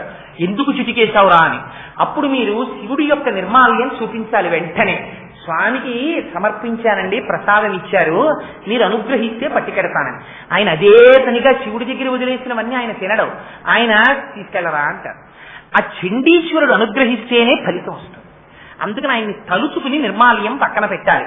అది గభాంగా వెళ్ళి ముట్టుకు తినకూడదు. చండీశ్వరుడు ఇంకా తీసుకున్నాడో తీసుకోలేదో, వీళ్ళు కంగారులో ఉన్నారు అమ్మవారి దగ్గరికి వెళ్ళడానికి. అందుకని నివృత్యై చండాంశ త్రిపురహర నిర్మాల్య విముఖై. అబ్బా లడ్లు ఎంత బాగున్నాయో కానీ చంద్రుడు తినాలి అన్నా కూడా ఎంగిలి చేసేసినట్టే మనస్సుతో. అందుకున్నట్టు చూడకుండా మనస్సు ఇలా తిప్పేశారు తలతో. తిప్పేసి ఇన్ని రహస్యాలు చెప్తారండి మహానుభావుడు శంకరులు. అందుకని త్రిపురహర నిర్మాల్య విముఖై విశాఖేంద్రోపేంద్రో శశి విశద కర్పూర శకలం. పరిగెత్తుకుంటూ అమ్మ అంతఃపురంలోకి వచ్చేసారట. అమ్మ అంతఃపురంలో కూర్చొని తాంబూలం వేసుకుని ఉందమ్మ. తాంబూలం అమ్మవారు వేసుకుని ఉన్నది అంటే భోజనం చేసినట్ట భోజనం చెయ్యనట్ట ఈ మాట మీరు అడగకూడదు, నేను చెప్పకూడదు. ఇందాకే చెప్పా, అమ్మ అన్నం తిందా అని అడగకూడదు. అమ్మకి అన్నం నువ్వు పెట్టడమే తప్ప, అమ్మ చేతి అన్నం నువ్వు తినడమే తప్ప నేనమ్మకి అన్నం పెట్టాను ఎప్పుడూ అనకూడదు. ఎప్పుడైనా జీవితంలో కోరుకోవలసింది ఒకటే, మా అమ్మ చేతి అన్నం నేను తింటున్నానండి ఇంకానని చెప్పుకోవాలి. మా అమ్మగారు ఏడాదికి 6 నెలలు మా దగ్గర ఉంటారండి, మేము చూస్తాం ఈ 6 నెలలు అన్నవాడు దేశద్రోహి కాడు, జాతిద్రోహి. అటువంటి వాణ్ణి సర్వేశ్వరుడు కూడా రక్షించాడు. అమ్మకి నువ్వు అన్నం తినలే, అమ్మ చేతి అన్నం తినే అదృష్టం నీకు దక్కింది ఇంకాను, అందుకు నువ్వు పొంగిపో. అందుకని అమ్మవారికి నైవేద్యం పెడితే అమ్మ దృష్టితో పొంగిపోతుందంటే. అందుకే అమ్మ ప్రసాదం అమ్మ ప్రసాదమే. అందుకు రేపటి రోజున అమ్మవారి పాదముల మీద పువ్వు, అమ్మవారికి నివేదన చేసిన ప్రసాదం చేతిలో పట్టుకుని కళ్ళకద్దుకు నోట్లో వేసుకోవడం అంటే సాయంత్రం సౌందర్యలహర అవుతుంటే రేపు మీరు ఇంకా పూజ చేద్దామంటే ఇవాళ ఆవిడ నల్లమబ్బాయి కురిసింది, మీరు ఏమి ఇచ్చివ్వడం తీసుకుంటారు ఆవిడికి. రేపు ఇంకా మీరు పువ్వులు వేద్దామన్నది, ఇవాళ ఆవిడ అనుగ్రహాన్ని ఆవిడ ప్రకటించేసింది. ఇది అమ్మవారంటే. అందుకని అదిగో ఆ తల్లి గురించి చెప్తూ శంకరులు అంటారు, లోపలికి వచ్చేసేటప్పటికి తల్లి ఏం చేస్తోందిట, తాంబూల సంసేవనం చేస్తోంది. ఎందుకు తాంబూలము నములుట, ఏం భోజనం ఎలా చెప్పలేదో తాంబూలం అలా చెప్పకుండా ఉండొచ్చు కదా. శంకరాచార్యులు వారు, వ్యాసుల వారు చెప్పారు తాంబూలం వేసుకుంది అమ్మని, శంకరాచార్యులు వారు చెప్పారు. ఎందుకు ఆ మాట చెప్పడం, ఆ తాంబూలము వేసుకున్నది అన్న మాట వాడితే 2 అర్థములు స్ఫురిస్తాయి. ఒకటి, ఆవిడ సుమంగళి, సుమంగళి అయినటువంటి స్త్రీ తాంబూల సేవనం చేస్తుంది. అందుకే తాంబూలం ఇవ్వడానికే ఎక్కువ తాపత్రయపడతారు తెలుసా అండి. భోజనం పెట్టిన కన్నా కూడా శాస్త్రం తెలుసున్న వాళ్ళైతే పెద్దలు ఎవరైనా ఇంటికి వచ్చి భోజనానికి వచ్చారనుకోండి, భోజనానికి వచ్చారనకూడదు, దేవతార్చనకు వస్తారు వాళ్ళు. వస్తే కొంచెం శాస్త్రం తెలుసున్నవాడైతే దేనికి పరిగెడతారో తెలుసా, వర్ధన చేయడానికి పరిగెత్తాడు, గంధం తీయడానికి పరిగెడతాడు. వాళ్ళు భోజనం అయిపోయిన తర్వాత గంధం తీసి అలదుకుంటారు. మీరు ఎప్పుడైనా పెద్దలు మీ ఇంటికి వచ్చినప్పుడు చూడండి కావాలంటే. ఇప్పుడు లుప్తమైపోతున్న ఈ ఆచారాలు కానీ భోజనం పెట్టి పంపించకూడదు. వారు వచ్చి దేవతార్చన చేస్తే రేపు ఒక రోజు మీకు ఒక శ్లోకం చెప్తాను, జపోజల్ప శిల్పం సకలమపి ముద్రా విరచన అని సౌందర్యలహరిలోనే వస్తుంది. అది చెప్పినప్పుడు చెప్తాను రహస్యం. ఆ గంధం రాసుకుంటారు వాళ్ళు, రాసుకుని పెడతారు. అందుకని అమ్మ అన్నం తిన్నది అన్న కన్నా తాంబూలము నములుచున్నది. ఎవరు నములుతారో తెలుసా అండి, సుమంగళి అయినటువంటి స్త్రీ తాంబూల చర్వణం చేస్తుంది. అమ్మ ఈ జగత్తులకన్నిటికీ సుమంగళీ తత్వాన్ని ఇవ్వగలిగిన అమ్మ అమ్మవారు. అందుకే మీరు తెల్లవారి లేస్తే పక్కన భర్త ఉన్న భర్త పాదములకు నమస్కారం చేయరు. ఎవరికి చేస్తారు? మెడలో ఉన్న మంగళసూత్రాన్ని కళ్ళకద్దుకుంటారు. ఎందుకని? మంగళసూత్రంలో ఆ దేవత ఉన్నది. అంటే నేను ఈ మాట చెప్పానని మీరు అనుకోకండి. అసలు పరమ యథార్థం ఏమిటో తెలుసా అండి? మంగళసూత్రం అంటే నూలుతో చేసినటువంటి తాడు. అది ఎన్ని పేటలుండాలి, అది ఎలా పేనాలి, దానికి పసుపు ఎంత రాయాలి, నిజంగా అలాంటి తాడు కాని మెళ్ళో ఉంటే ఎట్టి పరిస్థితుల్లో భర్తకు అమంగళం రాదు. ఎంత గ్రహస్థితి ఉండనివ్వండి, రాదు. కానీ ఇవాళ మంగళసూత్రాలు కూడా బంగారం అయ్యాయి. సరే, దాని గురించి నేను ఇంకా లోతుగా వెళ్ళను. కానీ ఒక్క విషయం స్పృశిస్తాను. ఆ మాంగళ్యంలో సర్వమంగళాదేవత ఉన్నది. సర్వమంగళా దేవత అమ్మవారు ఆవిడ మీ యొక్క ఐదోతనాన్ని కాపాడుతుంటుంది. ఇవాళ మీరు నిద్ర లేచేటప్పటికి పక్కన పడుకున్న భర్త రేపు, ఎల్లుండి, ఆపై రోజు, ఆ తర్వాత కూడా మీకు కనపడాలంటే ఆయన చేతిలో మీరు వెళ్ళిపోయి ఆయన లేచేటప్పటికి మీరు పక్కన లేనటువంటి స్థితి ఒకనాడు పండిపోయిన వయస్సులు వచ్చే వరకు ఉండి 3 తరాలు చూసుకుని ఓపికగా సేవ చేసుకుని హాయిగా ఆయన ఒళ్ళో తలపెట్టుకుని, నాకు బాగా తెలుసున్నటువంటి మహాభక్తులు ఒక ఆయన ఉన్నారు హైదరాబాద్ లో, శైవ పత్రికలో కూడా వేశారు ఆవిడ గురించి. నేను చెప్పకూడదు, పేరు చెప్తే ఒకరిని పొగిడినట్టు అవుతుంది ఉపన్యాసంలో, అందుకని పేరు చెప్పను. కానీ ఆవిడికి తీవ్రమైన అనారోగ్యం వచ్చి క్యాన్సర్ వస్తే హాస్పిటల్లో పెట్టారు భర్త గారు, మహాభక్తుడు. డాక్టర్లు అన్నారు ఈవిడ ఇంకెక్కువ కాలం ఉండరు, ఏమైనా కోరిక ఉందేమో అడగండి అన్నారు. భర్త గారు ఇల్లు అడిగాడు, నీకేమైనా కోరిక ఉన్నదా అని అడిగాడు. అయితే ఆవిడంది, నాకు ఒక్కసారి మీతో కలిసి శ్రీశైలంలో అంతరాలయంలో కూర్చొని ఒక్కసారి అభిషేకం చేసుకోవాలనుంది, మన ఇద్దరం ఎన్నో చేయించాడు సర్వేశ్వరుడు, ఇంకొక్కసారి అలా అభిషేకం చేద్దామనుంది అన్నారు. ఆవిడని అలా కారులో తీసుకెళ్లారు. శ్రీశైలంలో అంతరాలయంలో అభిషేకం చేసుకొచ్చారు. ఆయుర్దాయం ఎలా పొడిగించాడో తెలియదు పరమేశ్వరుడు. ఆవిడ్ని ఎప్పుడు తీసుకెళ్లాడో తెలుసా అండి? మహాశివరాత్రి నాడు ఉపవాసం ఉండి మధ్యాహ్నం వరకు శివలింగానికి అభిషేకాలు చేసుకుని సాయంకాలం మహాశివరాత్రిని వాళ్ళ ఇంట్లో కొడుకులు, కోడళ్ళు అందరూ భక్తులు ఉపవాసం ఉండి సాయంకాలం అందరూ కలిసి అసుర సంధ్య వేళలో ఆరాధన అయిపోయిన తర్వాత అయ్యవారి తీర్థం నోట్లో పుచ్చుకున్న తర్వాత భర్త గారు పంచ ఇంకా చొక్కా కూడా వేసుకోలేదు, ఉత్తరీయంతో లోపలికి వెళ్ళిపోతుంటే ఆవిడ పిలిచామండి, ఏదోదో ఉంది, ఒక్కసారి నా పక్కన కూర్చోండి అన్నారు. కూర్చుంది. తల తీసుకెళ్లి ఆయన ఒళ్ళో పెట్టుకుని ఆయన వంకే చూస్తూ పరమ ప్రకాశవంతంగా ఉపవాసంతో అసుర సంధ్య వేళలో మహాశివరాత్రి నాడు శరీరం విడిచిపెట్టేశారు. పువ్వుగా వెళ్ళిపోవడం అంటే అది కాదు, వెళ్ళిపోక తప్పదు, కానీ అలా వెళ్ళిపోగలిగినటువంటి అదృష్టాన్ని పొందింది. అందుచేత మహాపతివ్రత తత్వాన్ని చూపించడం, 2 భర్త పక్కన ఉన్నటువంటి భర్తకి ఆయుర్దాయాన్ని ఇవ్వగలిగినటువంటిది ఆ సర్వమంగళాదేవత. అందుకే పెళ్లి చేసుకునే ముందు గౌరీ తపస్సు చేయిస్తారు పెళ్లి కూతురు చేత. ఆవిడ అనుగ్రహం ఉంటే నిలబడుతుంది మంగళసూత్రం. అందుకని ఆ గౌరీ తపస్సు చేస్తారు. అస్తమానం ఆ మంగళసూత్రాన్ని కళ్ళకద్దుకుంటారు. అమ్మవారి దగ్గరికి వెళ్ళిన మొన్న తిరుమల మేము కొంతమందిని కలిసి వెళ్ళాం. అక్కడ పుండరీకవల్లి అమ్మవారి మాంగళ్య దర్శనం వెనకాతల ఉండే రహస్యాన్ని చెప్పి ఆ రోజున అడిగితే ఆ మంగళసూత్రాన్ని మనందరికీ చూపించారు కదమ్మా, అమ్మవారి మంగళసూత్రాల్ని, అందులో ఉన్నటువంటి వైశిష్ట్యాన్ని కూడా చెప్పారు. అందుకని ఆ మంగళసూత్రం అంత గొప్పది. అందుకని తను సువాసిని, సర్వమంగళ, ఇతరులకి సువాసినీయత్వం ఇవ్వగలిగినది, తాను మహాపతివ్రత, పాతివ్రత్యమున్న తల్లి కనుక భోళాశంకరుడు బయటికి వెళ్ళిపోతాడు. ఆయన మీరు శంకరుణ్ణి భరించడం చాలా కష్టం తెలుసా అండి. ఇప్పుడు చాలా స్ట్రిక్ట్ ప్రిన్సిపల్స్ ఉన్నవాడిని పట్టుకోవడం చాలా తేలిక, చాలా భక్తుడైన వాడితోనే ఇబ్బంది అంతా వస్తుంది. ఎందుకంటే వారికి ఏం అరమరికలు ఉండవు, ఏమీ అనరు వారు. అవలేదా వంట, ఏం బెంగ పెట్టుకో, నువ్వు హాయిగా వంట చేసుకుని నైవేద్యం పెట్టుకో, ఏం పర్వాలేదు, నాకేం తినకపోతే కొద్దిగా పాలు ఇచ్చాలో వెళ్ళిపోతాడు. రాత్రి ఎప్పుడో వస్తాడు మొహం ఎండిపోయి. ఎందుకంటే అక్కడ తినడు, ఇంట్లో పెట్టలేదని కోపపడ్డం. అలా ఈయన భిక్షాపాత్ర పట్టుకుని పక్కింటికి వెళ్ళిపోతాడు ఇంట్లో వంట అవ్వకపోతే. అందుకని ఆవిడ అన్నపూర్ణ అయ్యి ఇంటి నిండా ఎప్పుడు సిద్ధంగా ఉండాలి. ఎప్పుడు తింటాడో తెలియదు, ఎప్పుడు తినడో తెలియదు. ఎందుకని? ఆయన నిర్గుణుడు, పరబ్రహ్మం రమించిపోతుంటాడు. ఎప్పుడో బయటకు వస్తాడు, ఓసారి గుర్తొస్తుంది, గభాలను ఇంట్లో చూస్తాడు, రెడీగా ఉండాలి, లేకపోతే ఈవిడ మీదకి వస్తుంది. అదేమిటి అన్నపూర్ణమ్మ గారు ఆయన భిక్షాపాత్రకు తిరుగుతున్నాడు అంటారు. చూడండి, ఇది పాతివ్రత్యం అంటే కంటికి రెప్ప కాసుకున్నట్టు కాసుకుంటుంది. 4 అయింది, ఆయనకి కాఫీ ఇచ్చేస్తుంది. 8 అయింది, ఇచ్చేస్తుంది. ఏ సమయానికి ఆయనకి ఏది పెట్టాలో ఇదండి మనస్సు తెలుసుకోవడం అంటే. అందుకని స్వాధీన వల్లభ, భర్తని తన దగ్గర పెట్టుకుంది. ఏమిటి చంపేస్తుందండి ఆవిడికి తెలిస్తే, చెప్పకండే అంటేనా స్వాధీన వల్లభ. ఆయన మనసెరిగి ప్రవర్తిస్తుంది కాబట్టి ఆవిడ్ని అతిక్రమించలేడు ఆయన. అందుకని ఎప్పుడు ఇద్దరు కలిసి ఉంటారు, ఇది పాతివ్రత్యం. అందుకని ఆవిడ తాంబూలం వేసుకుందని మాత్రమే చెప్తారు.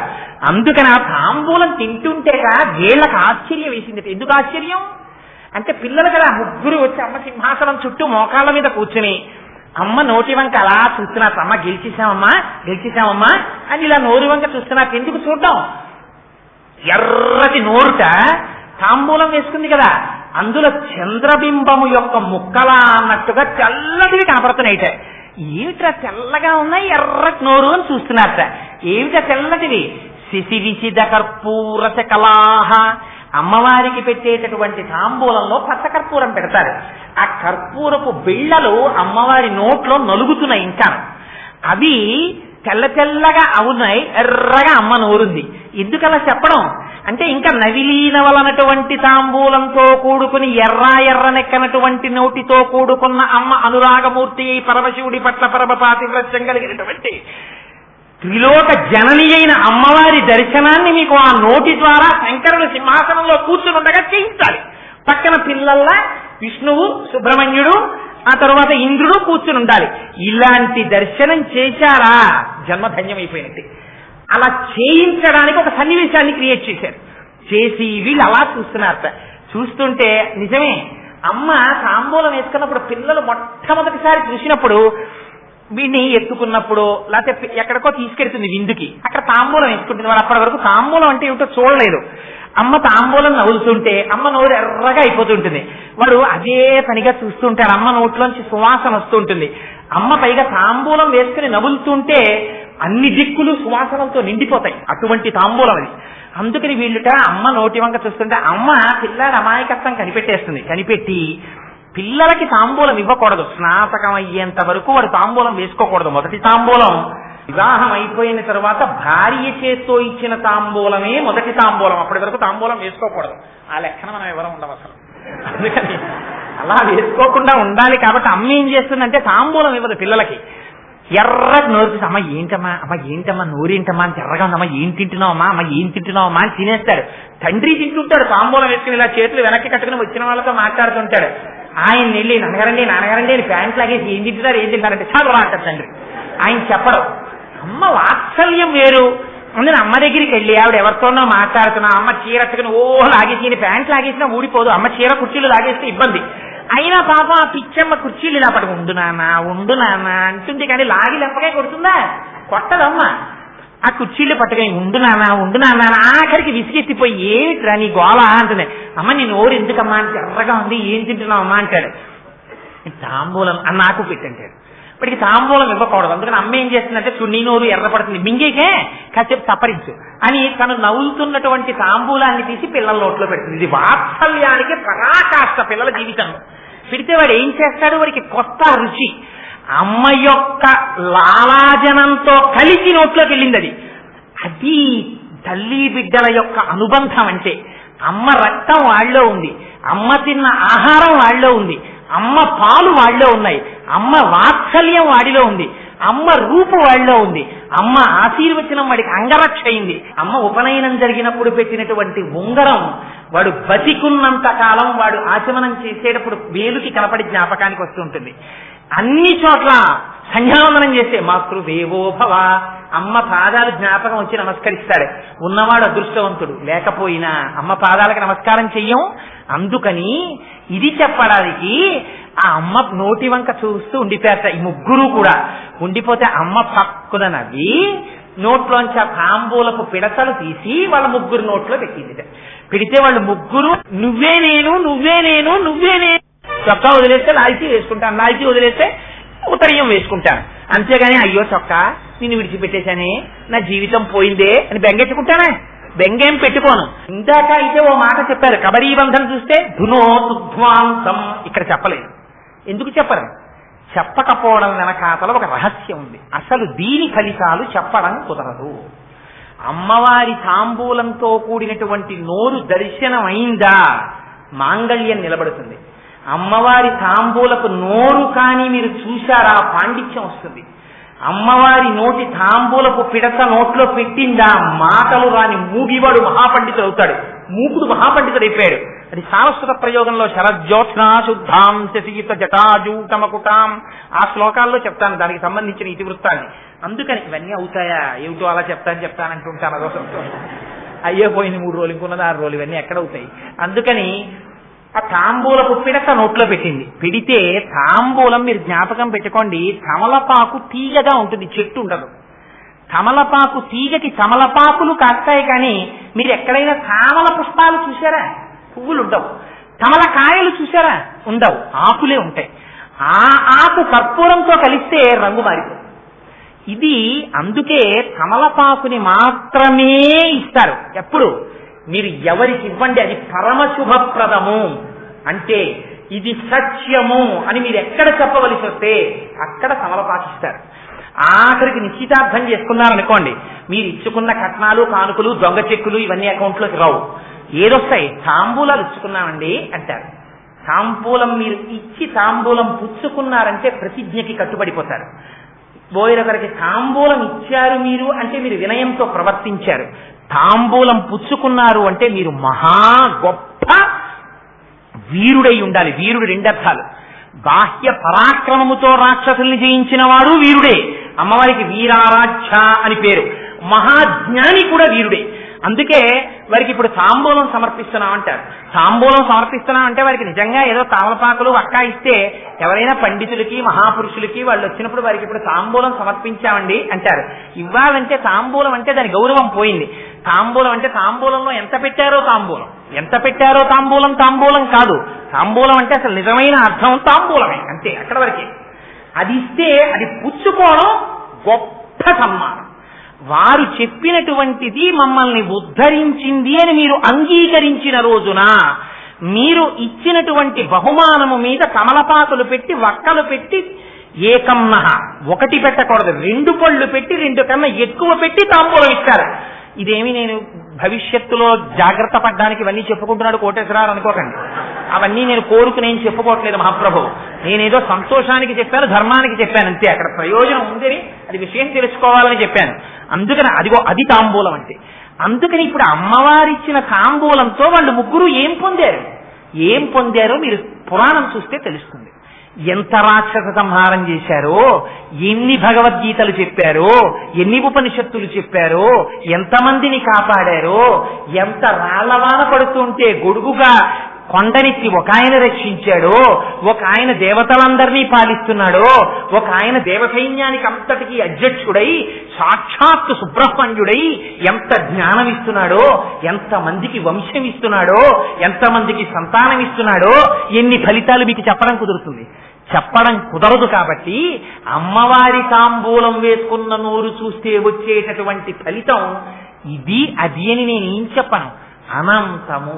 అందుకని అసలు చెప్పను, ఇక నా వాక్కుల చేత అది చెప్పడం కుదరదు అని ఆపిడతలు గ్రహించి వారు పరమానంద భరితులైరి. అంతే, ఆపేశారు శ్లోకాన్ని. అంత పరమ పవిత్రమైన శ్లోకాల్ని ఇవాళ 2 శ్లోకాల్ని పరమాత్మ విజ్ఞాపన చేయించాడు. ఇప్పుడు ఆ 3వ శ్లోకం కానీ నేను మొదలు పెట్టాను అనుకోండి, అసౌ నాసావంశస్తు హినగిరి వంశధ్వజపటి అని అమ్మవారి ముక్కు గురించి ఒక గొప్ప శ్లోకం. అందులో ముక్తాహ అంటారు. ఆ ముత్యం దర్శనం అయితే మళ్ళీ శంకరాచార్యుల వారి లాంటి కొడుకు పుట్టచ్చు ఎవరకు. కానీ ఇప్పుడు నేను ఆ శ్లోకం మొదలు పెడితే అవుతుందా అది? అందుకని రేపటి రోజున దాన్ని ప్రారంభం చేస్తాను. రేపు మాత్రం పురద్గండాభోగ ప్రతిఫలిత తాటంకయుగళం. సరే, అది ఎందుకన్నానో ఇవాళ ఆ మాట, రేపు ఆ మాటకి అర్థం, దాని విశేషాన్ని రేపు శంకర భగవత్పాదులు చేయించుగాక. మంగళాశాసనపరై రాచార్య పురోగమై సర్వైశ్చ పూర్వైరాచార్యై సత్కృతాయాస్తు మంగళం. మంగళం కోసలేంద్రాయ మహనీయ గుణాత్మనే చక్రవర్తి తనూజాయ సర్వభౌమాయ మంగళం. ఉమాకాంతాయ కాంతాయ కామితాక్షప్రదాయినే శ్రీగిరీశాయ దేవాయ మలినాథాయ మంగళం. కరచరణ కృతం వా కర్మ వాక్కాజం వా శ్రవణనైనజం వా మానసం వాపరాధం విహితం వా సర్వమేత్తక్షమస్వ. శివ శివ కరుణాబ్ధే శ్రీ మహాదేవ శంభో. సర్వం శ్రీ ఉమామహేశ్వర పరబ్రహ్మార్పణమస్తు. స్వస్తి.